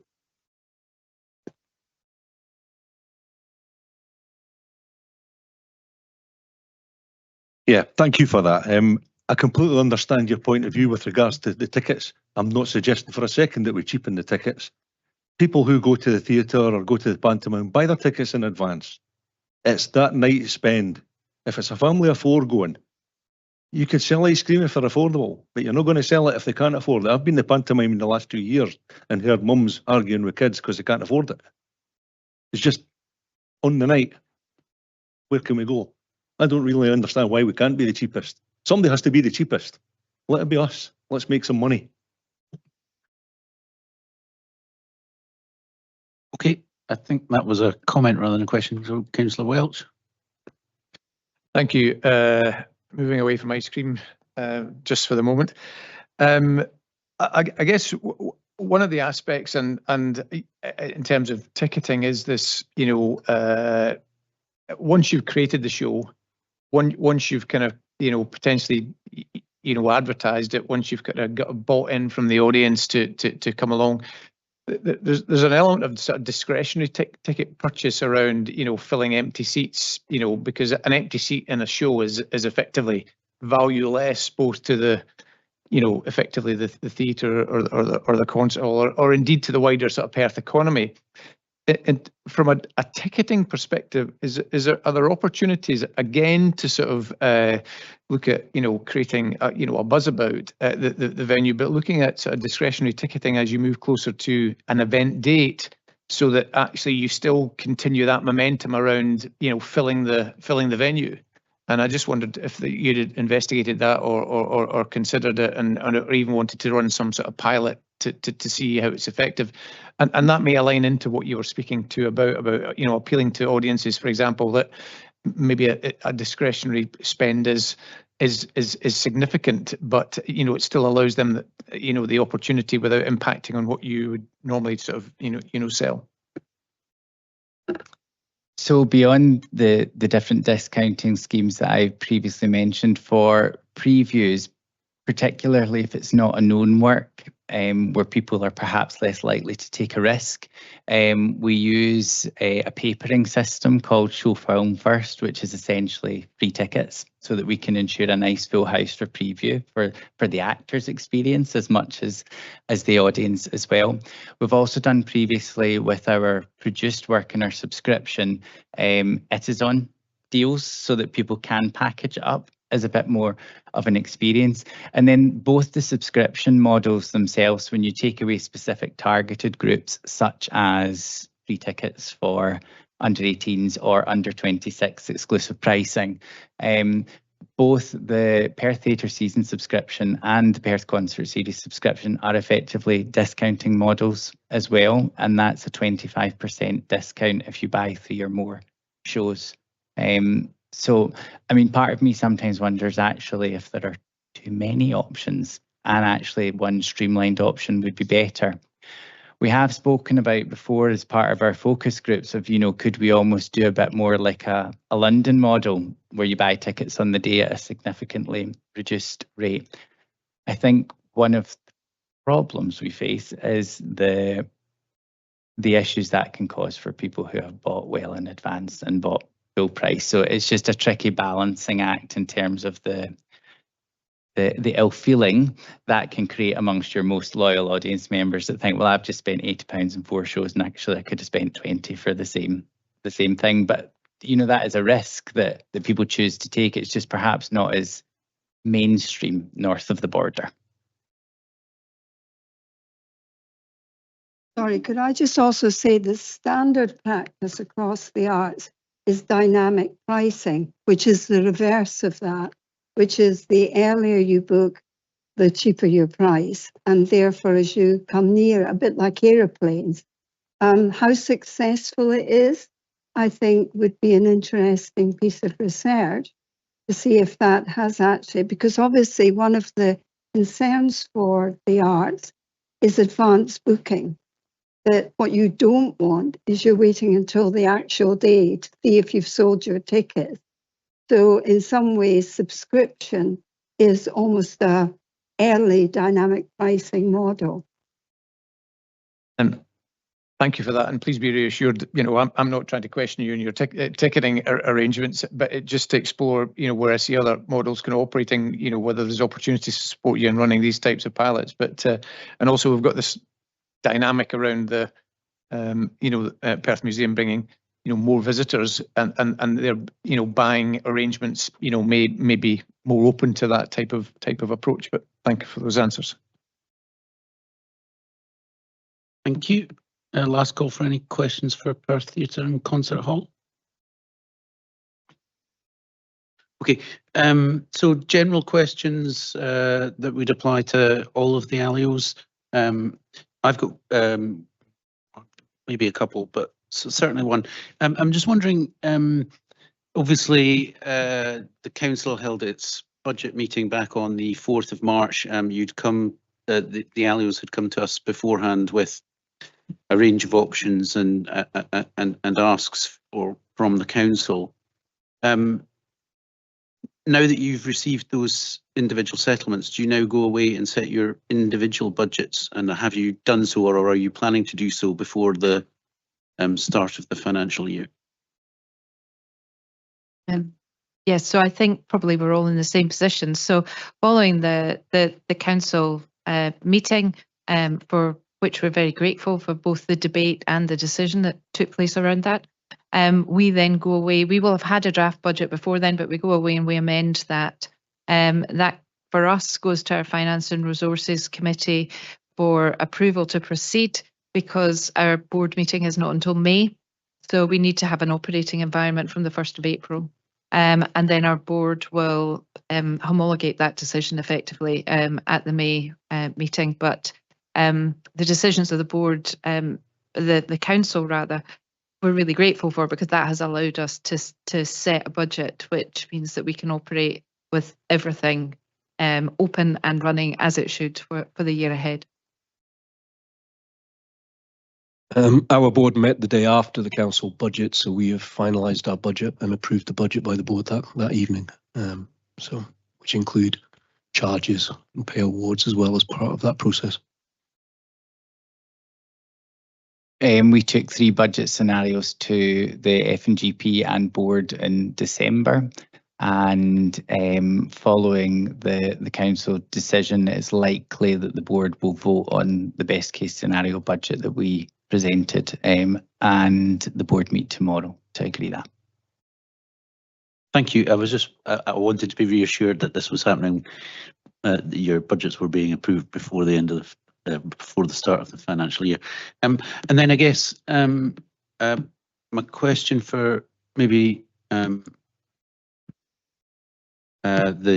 non-executive board members, just if there was anything in terms of governance or assurance that the boards would like to raise with the committee before the council's annual governance statement is prepared, or was everything covered in your chief executive's presentations?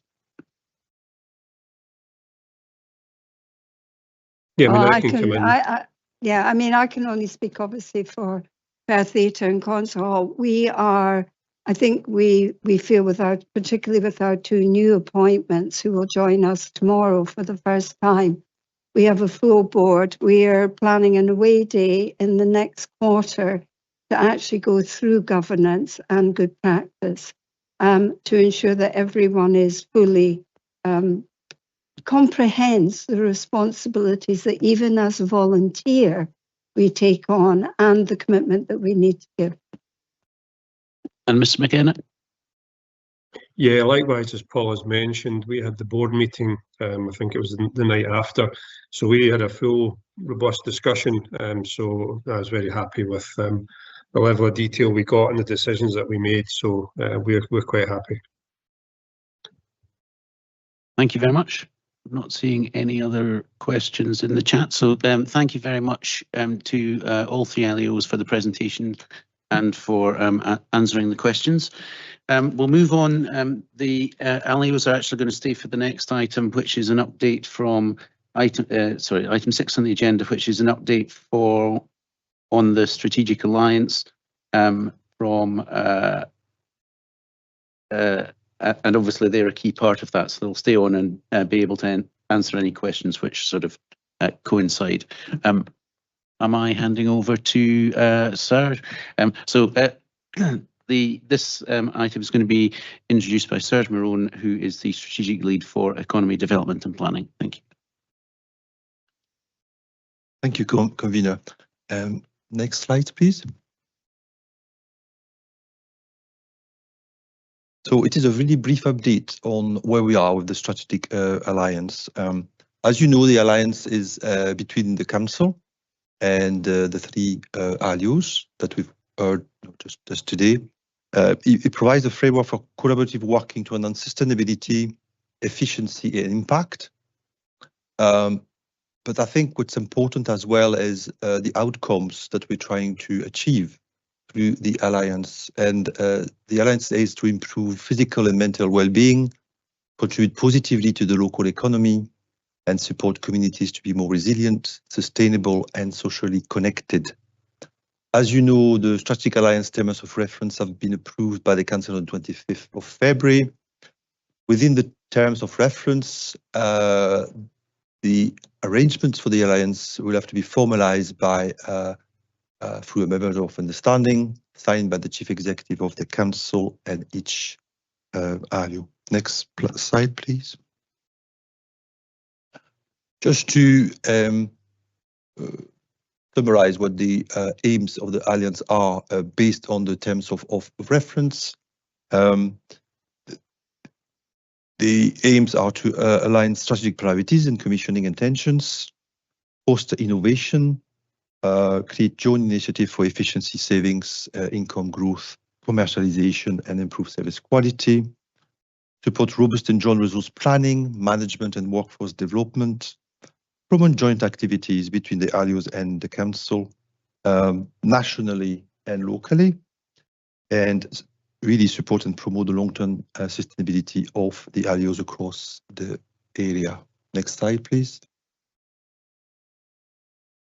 So what we've done since the decision from the council, we have drafted the memorandum of understanding, which is almost finalized, and that's passed through the creation of the Strategic Alliance Officer Group.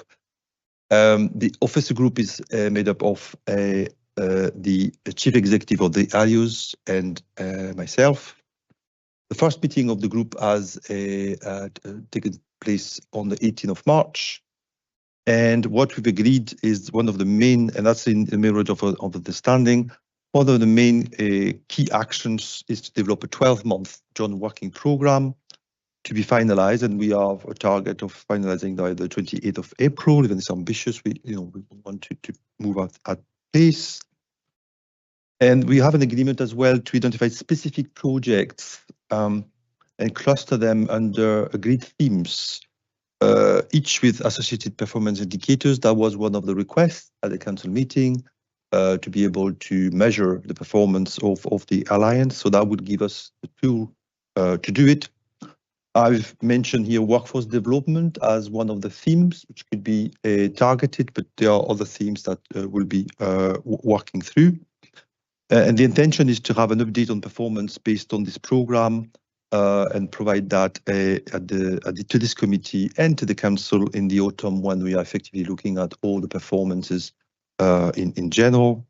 But alongside that, and that was also part of the terms of reference, is also to have an informal session between elected members and board members, in the autumn. And I think that's quite important. You see through the questioning today at the committee, but also, for the board members and the involvement they have in each of the trust there, the commitment they have is quite important to, able these discussions between elected members and board members to recognize, obviously, that voluntary role, but also for the board members to understand how elected members, are approaching, different things. So there will be, I think, a good opportunity to have informal discussion and networking. Thank you very much. Are there any questions on the update? I'm going to have to find my chat window again. Councillor Robertson. Thank you, Convener. Thank you, Mr. Marone. You mentioned that one of the main aims is to promote joint activities between ALIOs. Could you give the committee an example of what you mean by that exactly? When we had the first meeting of the group last week, we had started to have a discussion on how the alliance can work, and I think it can work in different ways. So it could be collectively the four partners of the alliance can work together, but it could be also on the one-to-one basis, depending on the theme. So we had an example with Mr. Glasgow and Mr. Smith about some of the artists working together on a very specific element. So it could be in terms of joint marketing, in terms of workforce development as well. We've seen that across the three ALIOs, there are obviously people there working on properties and technologies. The council as well is working on properties and technologies. So that could be another area where effectively in terms of training, in terms of potentially a peer support or peer review, that can be used.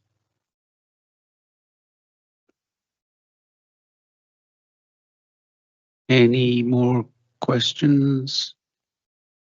Appreciate that we've only approved the terms of reference last. It seems longer ago than that, but last month. No. Okay. Well, thank you very much for the update, Serge.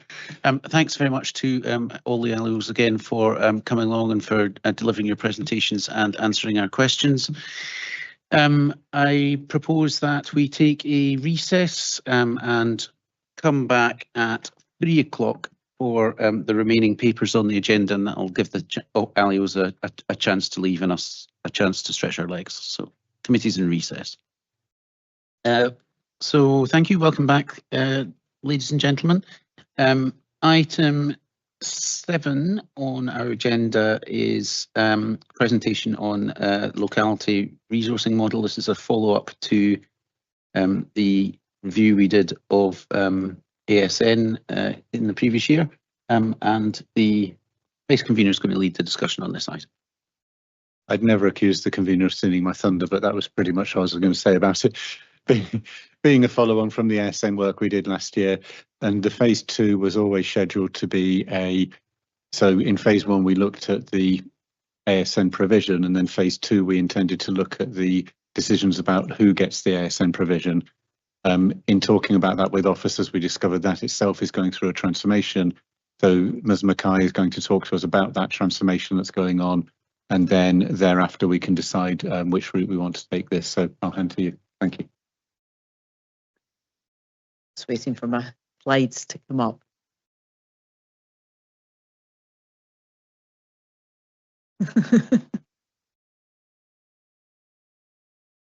So as the committee know, we have a number of strands that we're working on through the ASN transformation that looks at need and at resource and at the skills and development of our staff. The locality resourcing project that we have begun this year and are going to have operational by August is one of the strands that's been really central this year, and we've been working closely with our schools to be able to take this forward. We move on to the next slide. What we have looked to do is to ensure that what we're looking to do is to ensure that our resources within the inclusion service that support our schools, so those that are peripatetic or are allocated out from the inclusion service, not those that schools have in place, not within their own budgets. And our focus has been on shifting decision making to make that closer to head teachers, supporting the head teacher empowerment agenda that we also work on across the service. What we're looking to create is a system where the allocations are responsive, consistent and equitable, and that we collaborate and work towards meeting local needs. And local needs are most easily informed by those who work locally as well. Next slide. So what do we mean by locality resourcing and decision making? That's predominantly around our allocations of specialist teachers. That might be pupil support teachers, or it might be outreach teachers, teachers from the English as an additional language team, or from our hearing impairment, visual impairment team, or teachers or support staff from within the early years inclusion team. At the moment, all of those decisions are taken centrally. They're taken centrally, but informed by data that we have. But the opportunity has come to look to how we can take that decision making to a much more localised level. What we will also look at in time is how to support our head teachers within the local areas to be much more involved in the allocation of specialist placements within our intensive support provisions. As we've been working on over the last 2 years, we're looking to have intensive support provisions, ISPs, in all of our local management groups, our areas for our schools. So all of our secondary schools and in at least one of the associated primary schools. So that will be secondary to the initial phase of this project, which is looking at the resourcing itself. But in time, we will also be looking at the allocation of placements to those provisions. The next slide. So why change? Why move from where we're at? It is largely driven by that empowerment agenda, but also it's about how we engage with our schools to meet the rising levels of complex needs that we are evident within our schools. The current peripatetic model of having centralised allocations isn't as sustainable as it will be when we move to a more localised area where there can be much greater collaboration across our schools in terms of how we move it.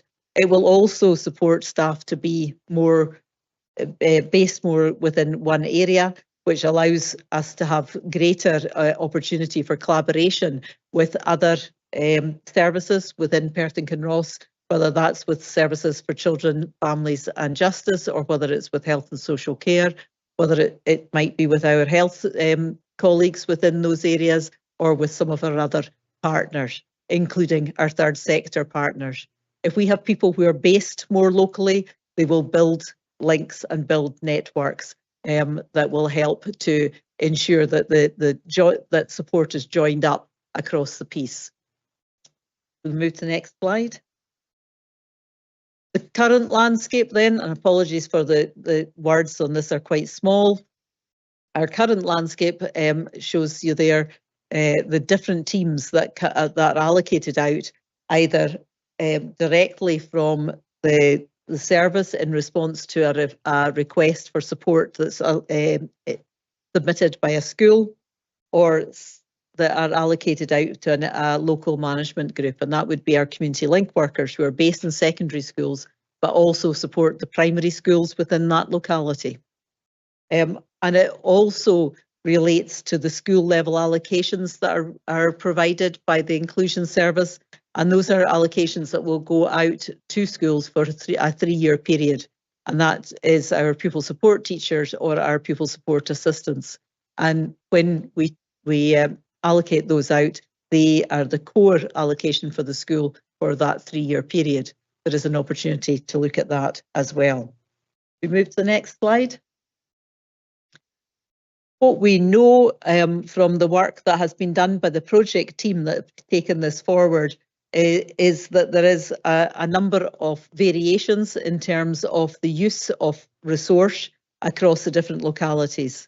Our city schools use greater proportion of the resource than our rural schools, and we did a bit of digging as well behind that to find out why that was. Are our needs different, or is the behaviour different in terms of requesting support? And quite often we would find that sometimes because a rural school felt that they were quite small and wouldn't get a lot of resource if they asked, they sometimes didn't ask to find that out.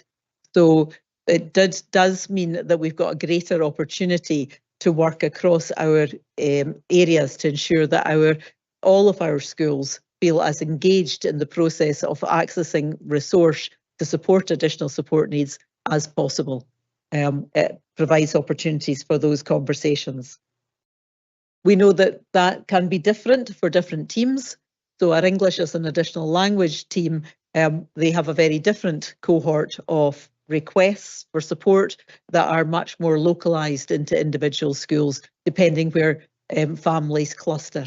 So we will see that in quite different ways across the different services. So we want to also remain cognizant of that and not just do a broad brush in terms of, well, we just divvy up the resources between the 4 areas that we're looking at. If we move to the next slide, we can see the 4 areas that we're looking at. At the moment, the Education and Learning Service has allocated its quality improvement resource across 2 different areas. There's the city centre secondary schools and their catchment primary schools, and there's the rural schools and their catchment primary schools. To allocate out our resource across just those 2 areas would still not probably bring it down to as effective an operational position as we could. So what we have looked at doing is splitting each of those city and rural areas into 2.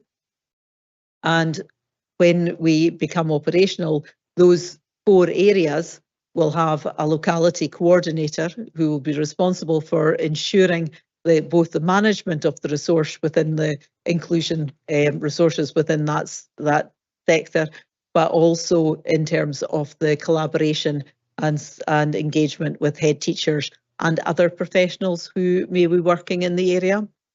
The teams that will be allocated within each of those areas will be our primary pupil support teachers, outreach teachers, and our early years inclusion teams, and our hearing impairment, visual impairment team. The English as an additional language team will still be allocated to those schools where there is a request for support for families. It's not expected that they will have a presence in every school, because that's not what's required, and we do have to ensure that our resources are used effectively. So you'll see the squares on the sides indicate which schools are in which locality. So we've grouped them according to geographic area. So Kinross, Community School of Auchterarder and Crieff and the feeder primaries would be one locality. Blairgowrie, Pitlochry and Bridalbin would be a further locality, and that they would form our 2 rural localities. In terms of the city, Perth Academy and Perth High School and their feeder primaries would be one, and Bertha Park, Perth Grammar School and St John's and their feeder primary schools will form the 4th locality. We move to the next slide. What we are also intending to do, not just about where you base staff, but it's also about how requests for their support comes in and how that's allocated out. At the moment, head teachers provide a request for assistance or submit a request for assistance, and it will go to a specific team. And they may submit that request to a number of different specific teams. We don't have that mechanism at this time to be able to liaise across to ensure that that's the right, or one of those teams is the right team. Each team will operate differently in terms of their response. What we will move to with the new system is that schools will submit a request for support and outline what the need of the child is, and a group of people, including head teachers and inclusion staff, will determine which of the teams is best placed to be able to provide that support from within their locality pool. Next slide. That group that will look at how we allocate resource will be chaired by a head teacher, but it will be supported by the locality coordinator. Other head teachers or deputy head teachers will provide representation within the group so that there's a good spread, an equal spread of large schools, medium schools and small schools. Educational psychology will be part of that group to ensure that they're bringing their expertise, and there may also be wider partners that we can engage within that, and that might be people like our speech and language therapy colleagues or occupational therapy colleagues, or in school nursing is another one that's often frequently used in terms of accessing support. And that will provide us with that opportunity to identify sometimes where there might be a theme in terms of what's coming around, and there may be ways of us working together to address need if there's particular themes that are coming through the allocations. We move to the next slide, please. We've listed here, so as I said, we've had a team of people with representation from all of our schools that have been involved in crafting what the model looks like. And there's a number of benefits that they've identified that they feel will be delivered through that. Fair and transparent resource deployment has to be absolutely key within that. But they're also looking at how we can have more flexible local support and potentially bring other partnerships together that will be able to provide that support. If we move on to the next slide, and actually on to the next one. So we were also asked around, we've been working on this. This has been a goal from the outset of the ASN transformation programme.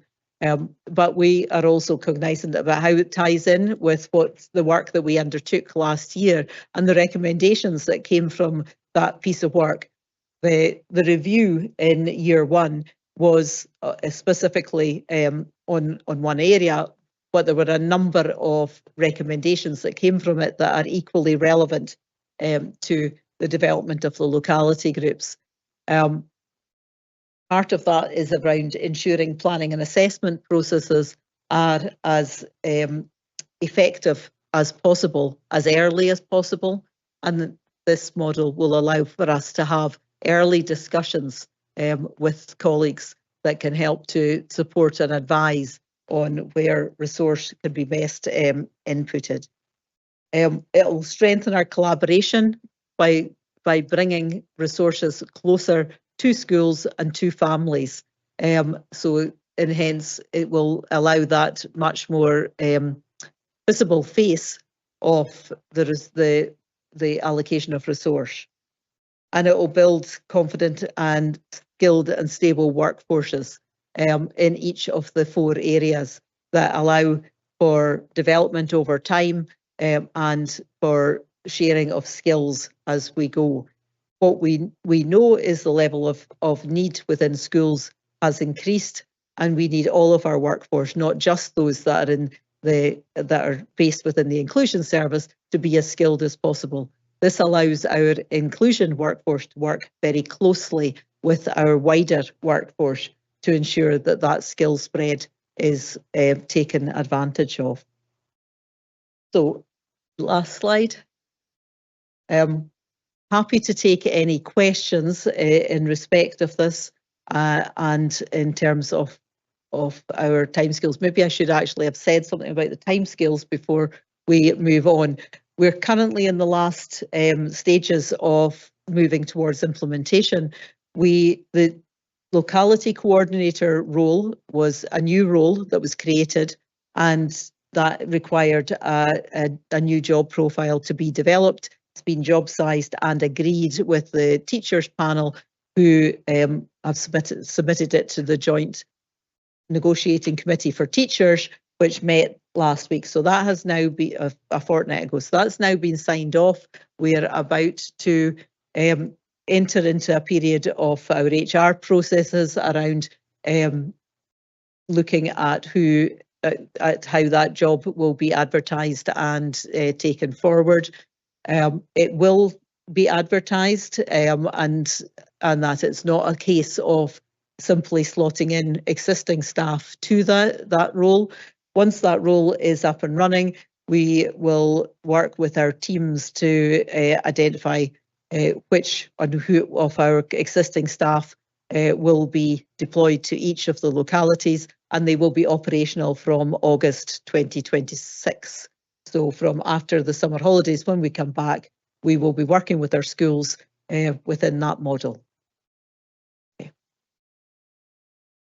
Great, thank you very much for the presentation. Councillor Allen, you have 2 questions. Please go ahead. Thank you, Vice Convener. Thank you, Fiona. It looks like a comprehensive review, and I'm going to wish you well with it. Having been involved with the visitations that we did as part of the scrutiny, I've at first hand seen some of the problems and some of the issues. Coming back to your presentation, when you talk about revised locality resource plan, just going to talk from a selfish point of view, really, as ward councillor for Strathallan and the Community School of Auchterarder. There's nothing there for English as a second language. Is there a cohort that's required? Do we need a certain number before that becomes an issue? No, there isn't a dedicated resource being provided to that area. The English as an additional language team is quite a small team. So we are aiming to keep that together as one team that will continue to cover all of the schools in Perth and Kinross that require it. So it's the one team that is not being divided up and allocated out, but will continue to respond to any needs that become evident within each of our localities. So Community School of Auchterarder and the other schools within the rural areas will continue to get a service from that team. Thank you for that. And the second question I've got is on a slide that I've got that's clear, but you had it up there. You're looking at trying to consider making temporary contracts into permanent. How quickly can we get around to doing that? Predominantly that's related to a different review that we're undertaking, which is around our pupil support assistants and pupils primary support primary school support workers and primary school support assistants. So they're a different grade and they're not part of this review.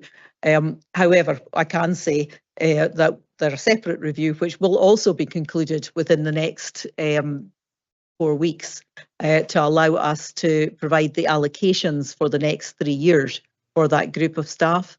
At that time, we will also be working with our schools to ensure that those contracts that are provided are permanent wherever possible.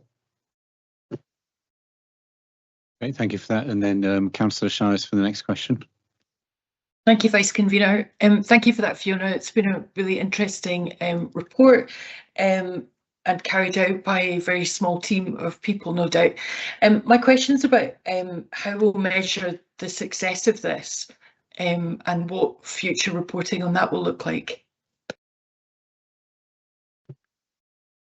So I suppose there's 2 elements to how we'll measure success. One in terms of accessibility of resource or of support to children and young people who require it, looking at what our timescales are from request for support to support being provided within schools. So that time frame around wait for support to happen. It will also be around the impact of the support once it's actually allocated. So whether the need that is being provided for has been able to be met, whether that's reduced the level of demand kind of going forward. But it will also be around feedback from our head teachers around how it's impacting them and whether that is meeting their needs in terms of being able to access what they need within the inclusion service, because they will also have an opportunity to be able to inform the development of the teams and how they might specialise. So there will be an element of it will be quantifiable in respect of waiting times or allocation times. We don't really have waiting times at this point in time, but it is about the amount of time it takes to work through the processes that we have to get from request to implementation of support within schools, and also some of our qualitative information that will come from head teachers in respect of satisfaction with the system. Thank you. Councillor Robertson, please go ahead with yours. Thank you, Vice Convener. It's exciting to see how much progress you've made in the time that's passed, so that's really encouraging. You said at the beginning of your presentation, and I found it quite alarming, that the number of children with ASN, additional support needs, is continuing to rise as is the complexity of these needs. Enough, as I say, I find that really alarming because it's clearly a graph that's going up and up and up. And do you see any signs of that stopping, or is it just seems a crazy situation that we're in? So it's interesting. So it'd be interesting to continue to monitor this over the next few years as to whether we might have reached a peak in terms of that, or whether that we'll continue to see that increase rise.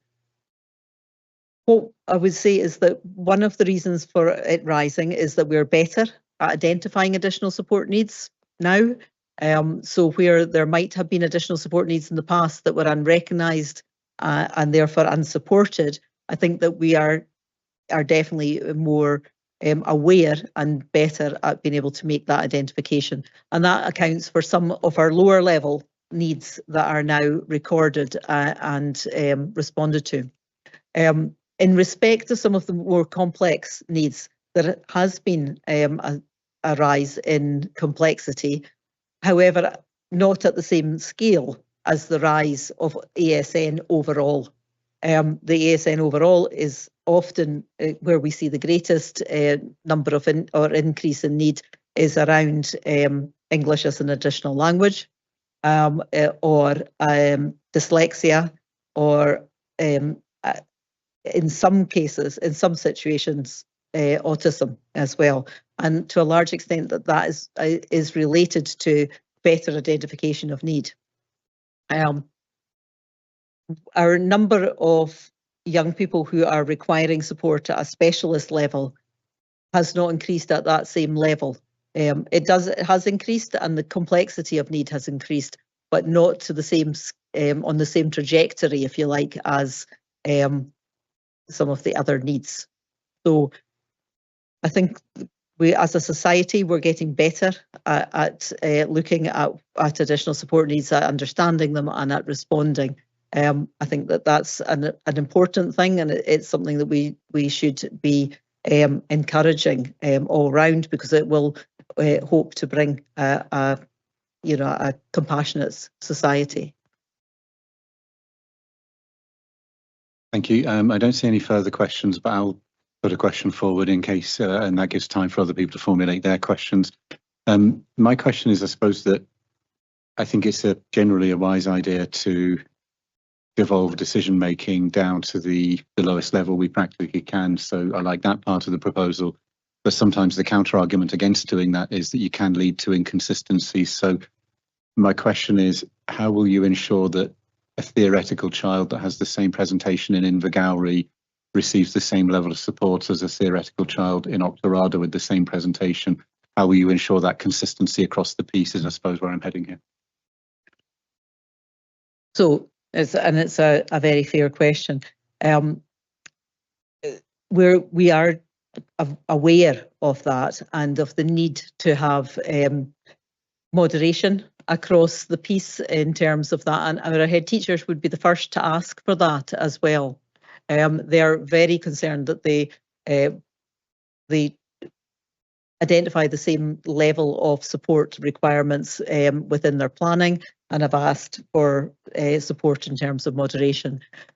How we will look to scaffold that within this system is by having our locality coordinators as part of the core inclusion team.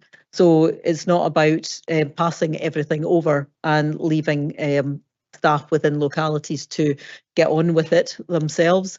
We will support the decision making through the locality coordinators and through our educational psychologists, who will remain part of a centralised team, which allows those staff to come back and have discussions together, so that they can ensure that they are that how things are progressing in each of their own areas is cognisant with how it's progressing in other areas, and that will be the main focus on how we do it. But otherwise, we will also, where we identify any particular anomalies around that, we would look to address it as part from the remaining centralised inclusion team. Great, thank you very much for that reassurance. So there being no further questions, I'll thank you for the presentation. And did anyone want to make comment on the report or at all? Councillor Shires for a comment. Thank you, Vice Convener. I just wanted to thank everyone involved in producing this report. It's really interesting. There's obviously a huge amount of work that's gone into it, and we know that the need is such that we really do need to grasp it as much as we can. I particularly appreciate the devolving of as much down to localities as possible, and it also looks very flexible, which we know is really essential to making this a success. So thank you very much.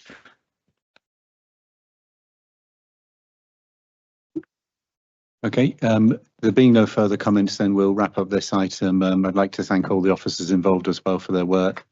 I think it will be good to maybe have one further report on this topic to this committee before the end of this council term, just in order that we're leaving something behind that, if our successors wish to, or any of us who survive wish to, can pick up and carry on into the next term, because I'm conscious that we don't want to put a load of work on you now that a future committee might not want to carry on. So thank you very much for that. So as a committee, are we happy to note the work? Great, thank you. Good, okay, so moving onwards then, we have next it's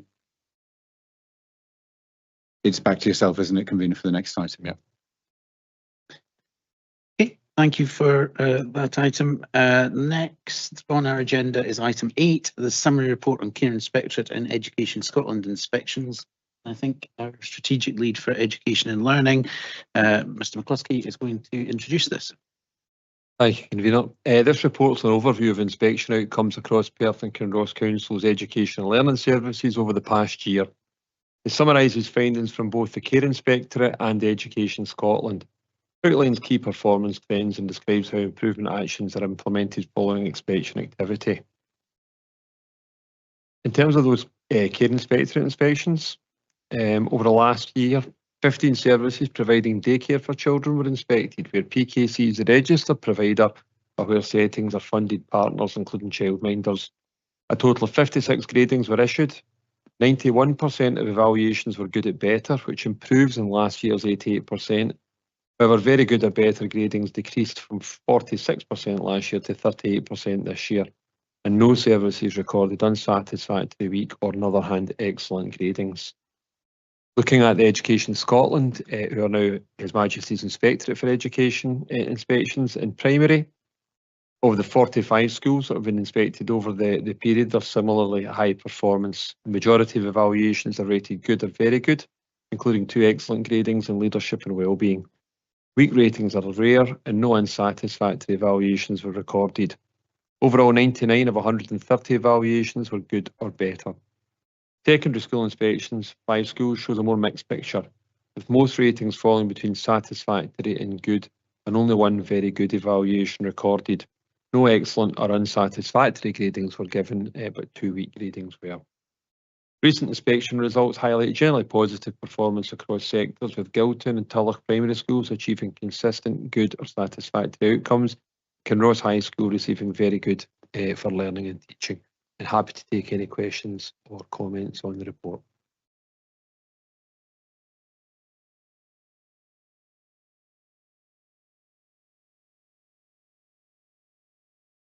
Councillor Allen.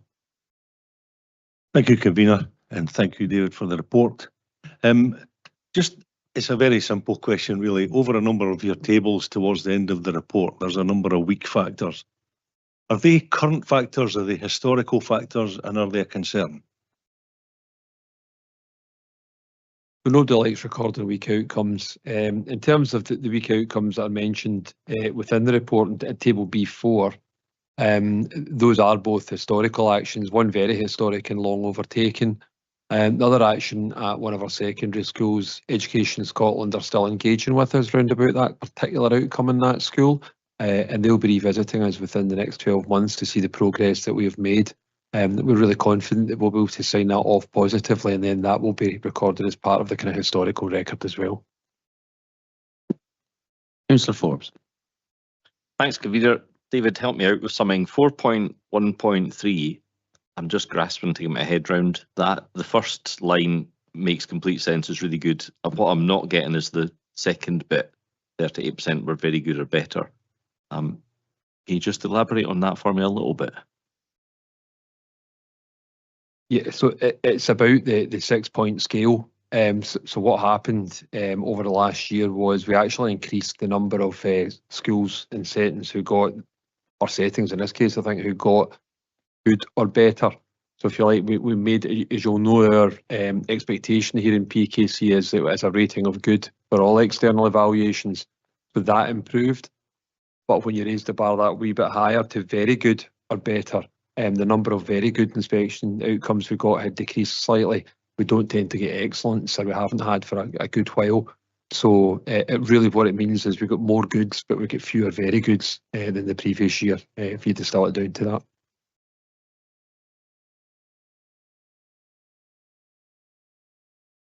Okay. Last call for any questions on this topic. Nope. Okay. So we were simply invited to scrutinise and comment as appropriate on the contents of the report. So I don't know if anybody has any comments on the report. No. Okay. Thank you very much. That brings that item to a close. Thank you very much, Mr. McCluskey.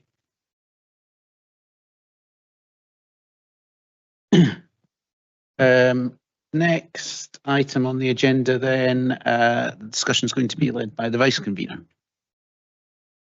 Thank you. So next we're on to item 9, our final item of business today, which is the Perth and Kinross Health and Social Care Partnership Draft Clinical and Care Governance Assurance Report. And I'll hand over to Mr. Singh to introduce the report. Thank you. Thank you, Vice Convener. So the report before committee today is a regular assurance report that's presented in relation to social work and social care functions which are delegated to the Health and Social Care Partnership, for which the Council still holds responsibility. The report outlines a number of areas of assurance that are undertaken. Section 4 of the report specifically speaks to the risk assessments in relation to red and amber risks and how those are managed and reviewed at regular basis. Committee will see at section 3.4 of the report the OT risk remains for this period, which was picked up at last committee. However, it is noted that additional mitigation actions have been put in place in relation to securing support from other parts of the service in relation to that triaging of OT referrals and also working with health colleagues in relation to the Allied Health Professional Transformation Review as well. In addition, there were 2 annual reports or 2 annual assurance reports that came during that period, one in relation to internal and external care home re-enablement, and the second one in relation to learning disability services. Both were reviewed within the Care and Professional Governance Forum, and assurance levels of reasonable were given to both.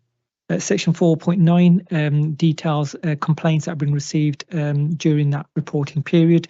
They are within reason that we would expect, and there's no spikes or any issues that the Clinical Governance Forum picked up.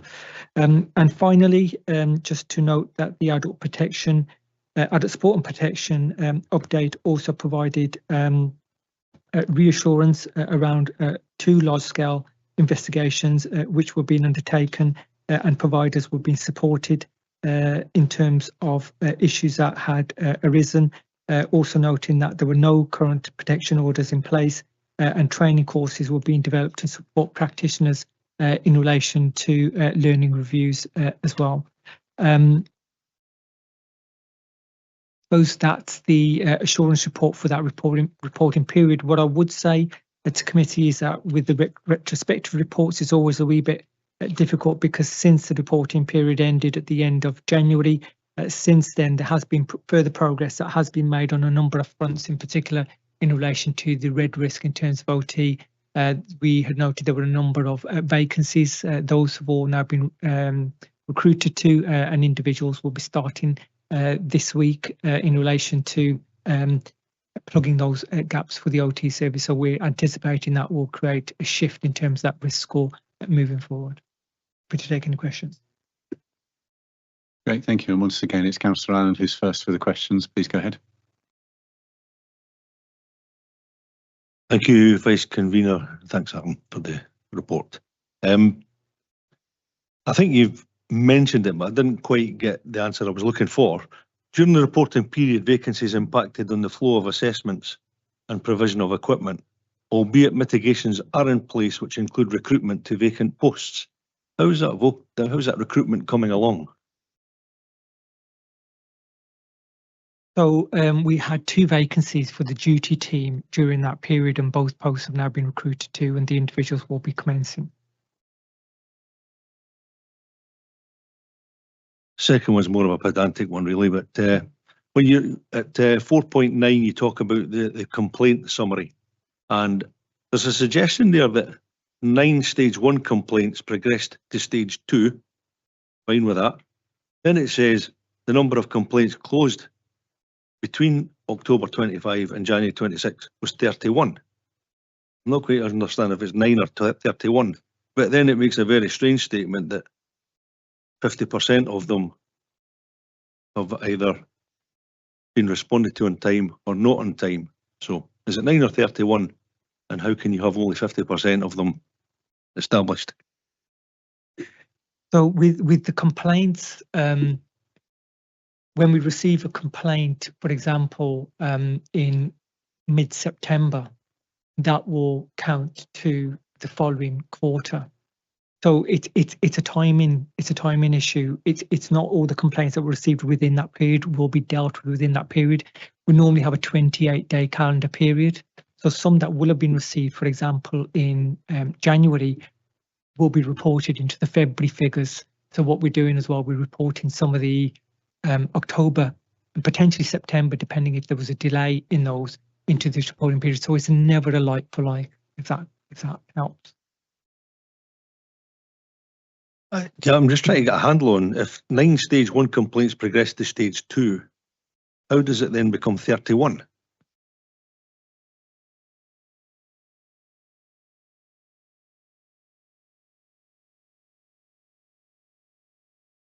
So that's talking about the total number of complaints that were closed between October and January, which was 31. But that's not making the distinction between stage 1 and stage 2. Yes, that's more. And then further on, it distinguishes between the stage 2. So I'll make a note for maybe providing with a bit more clarity for future reports. Thank you. Councillor Forbes.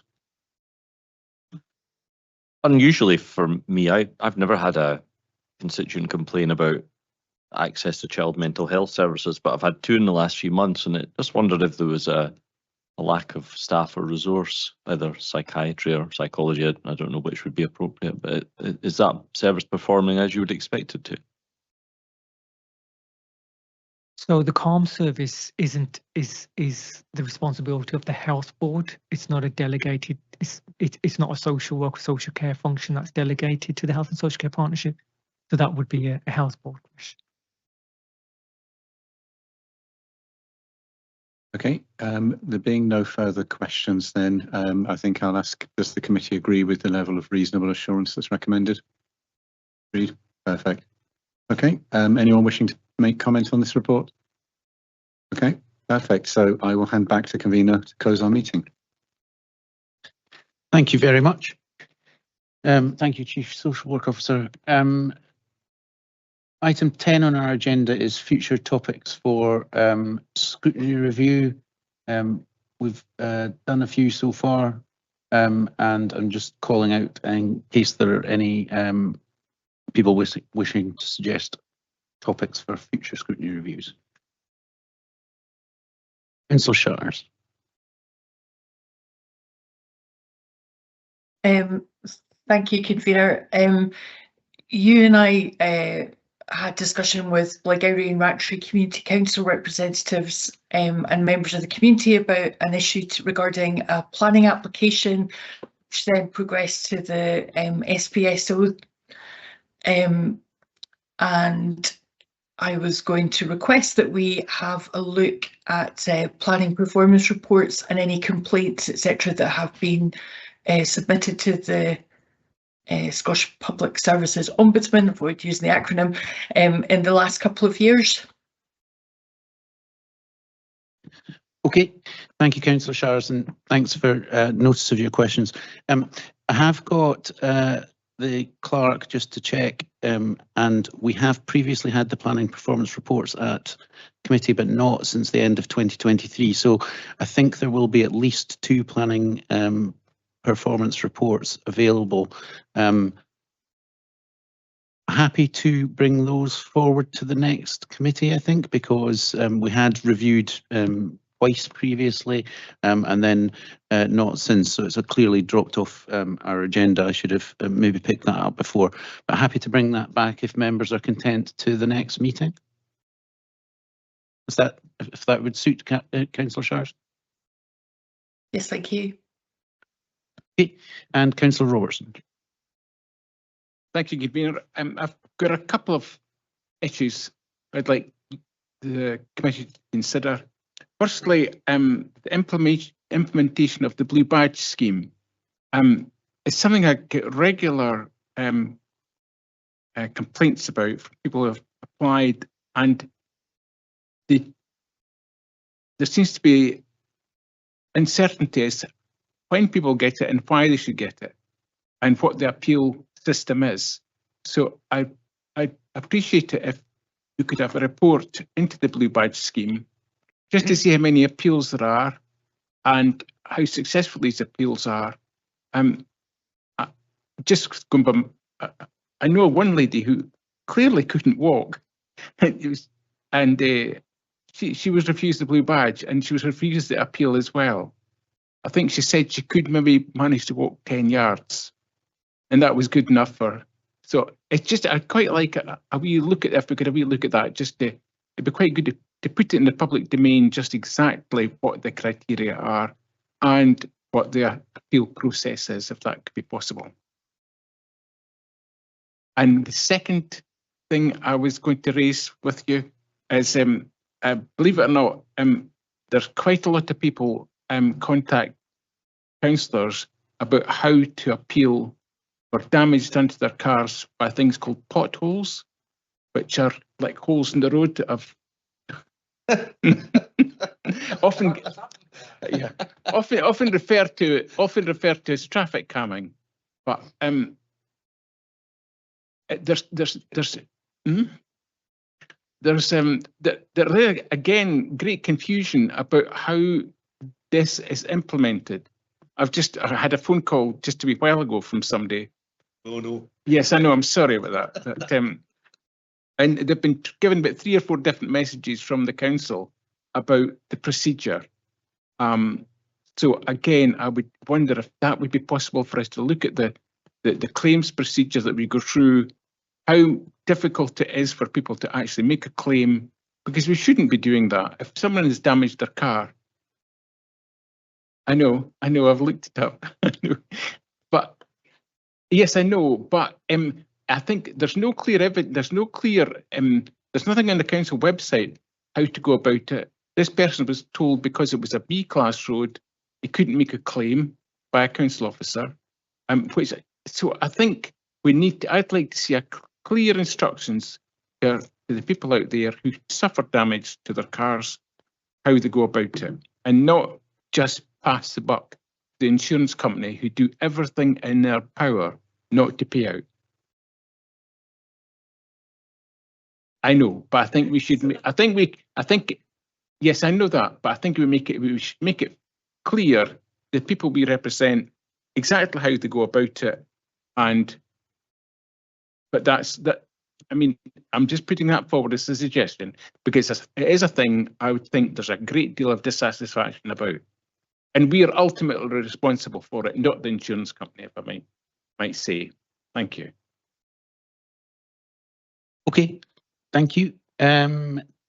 So I would suggest maybe that the first step in that process is to have maybe an elected member briefing so that we are clear about how the Blue Badge scheme works, and if we can incorporate into that statistics about numbers of appeals or numbers of unsuccessful applications, numbers of unsuccessful appeals, that would tell us at least the scope of the problem and whether it was a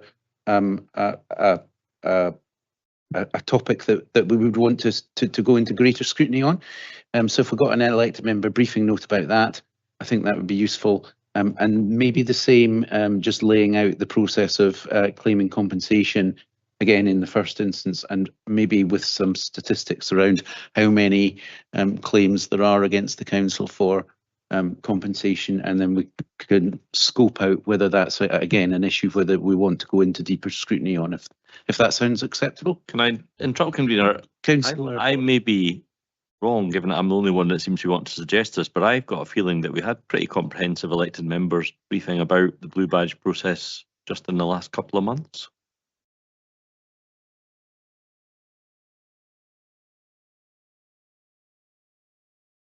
That actually rings a bell with me because I know that there had been some queries before about it, and it was looked at, and I thought it had gone through a bit of not a refresh, but I thought there'd been more information put out about it. We could check. okay, I think what we'll do then is we'll just double check that, but given Councillor Robertson's concern about how many. We'll just double check as well that the briefing note doesn't just describe the process, but also contains any statistics, and add in any statistics about, like I say, numbers of rejected applications or rejected appeals, if that's okay. It came about because we discussed it here about the lack of occupational therapists and the time it was taking to get the assessments done, but it didn't go into the level of detail you've just described. That aside, I still agree with Councillor Robertson. I still think it's worth looking at. Thank you. Okay, I think we've got a way forward then. We'll double check on the briefing note for the blue badges and make sure that we get some statistics dug out, and we'll get a briefing note out about the process for the potholes, but also see if we can get some stats around compensation awarded, and then decide maybe at our next meeting whether to take these forward for in-depth scrutiny reviews. Okay. Thank you. Thanks. Oh, no, Councillor Carr. Yeah, I suppose one of the things that I get a lot of questions about is road safety. I don't know when was the last time we looked into road safety around figures of what's, you know, how much is getting delivered and how much is getting requested and things like that. But it does seem to be something that crops up quite a lot with me. I'm not sure if there's something that could be done around that. Councillor Forbes. There's currently the working group going on run by Darrell's team to discuss that point as well, which all councillors I think were invited to. I think what we were invited to was a business improvement review. I think what Councillor Carr's asking about is maybe statistics around, for example, road traffic collisions. Can we take that one under advisement? Because I think those statistics might appear in the police reports at Housing and Social Wellbeing Committee. So it might be that we do have that information readily available. It's just not something that Scrutiny and Performance Committee has specifically looked at, but it is looked at elsewhere. So it was more around the delivery of road safety, how much is actually getting delivered rather than the number of accidents that's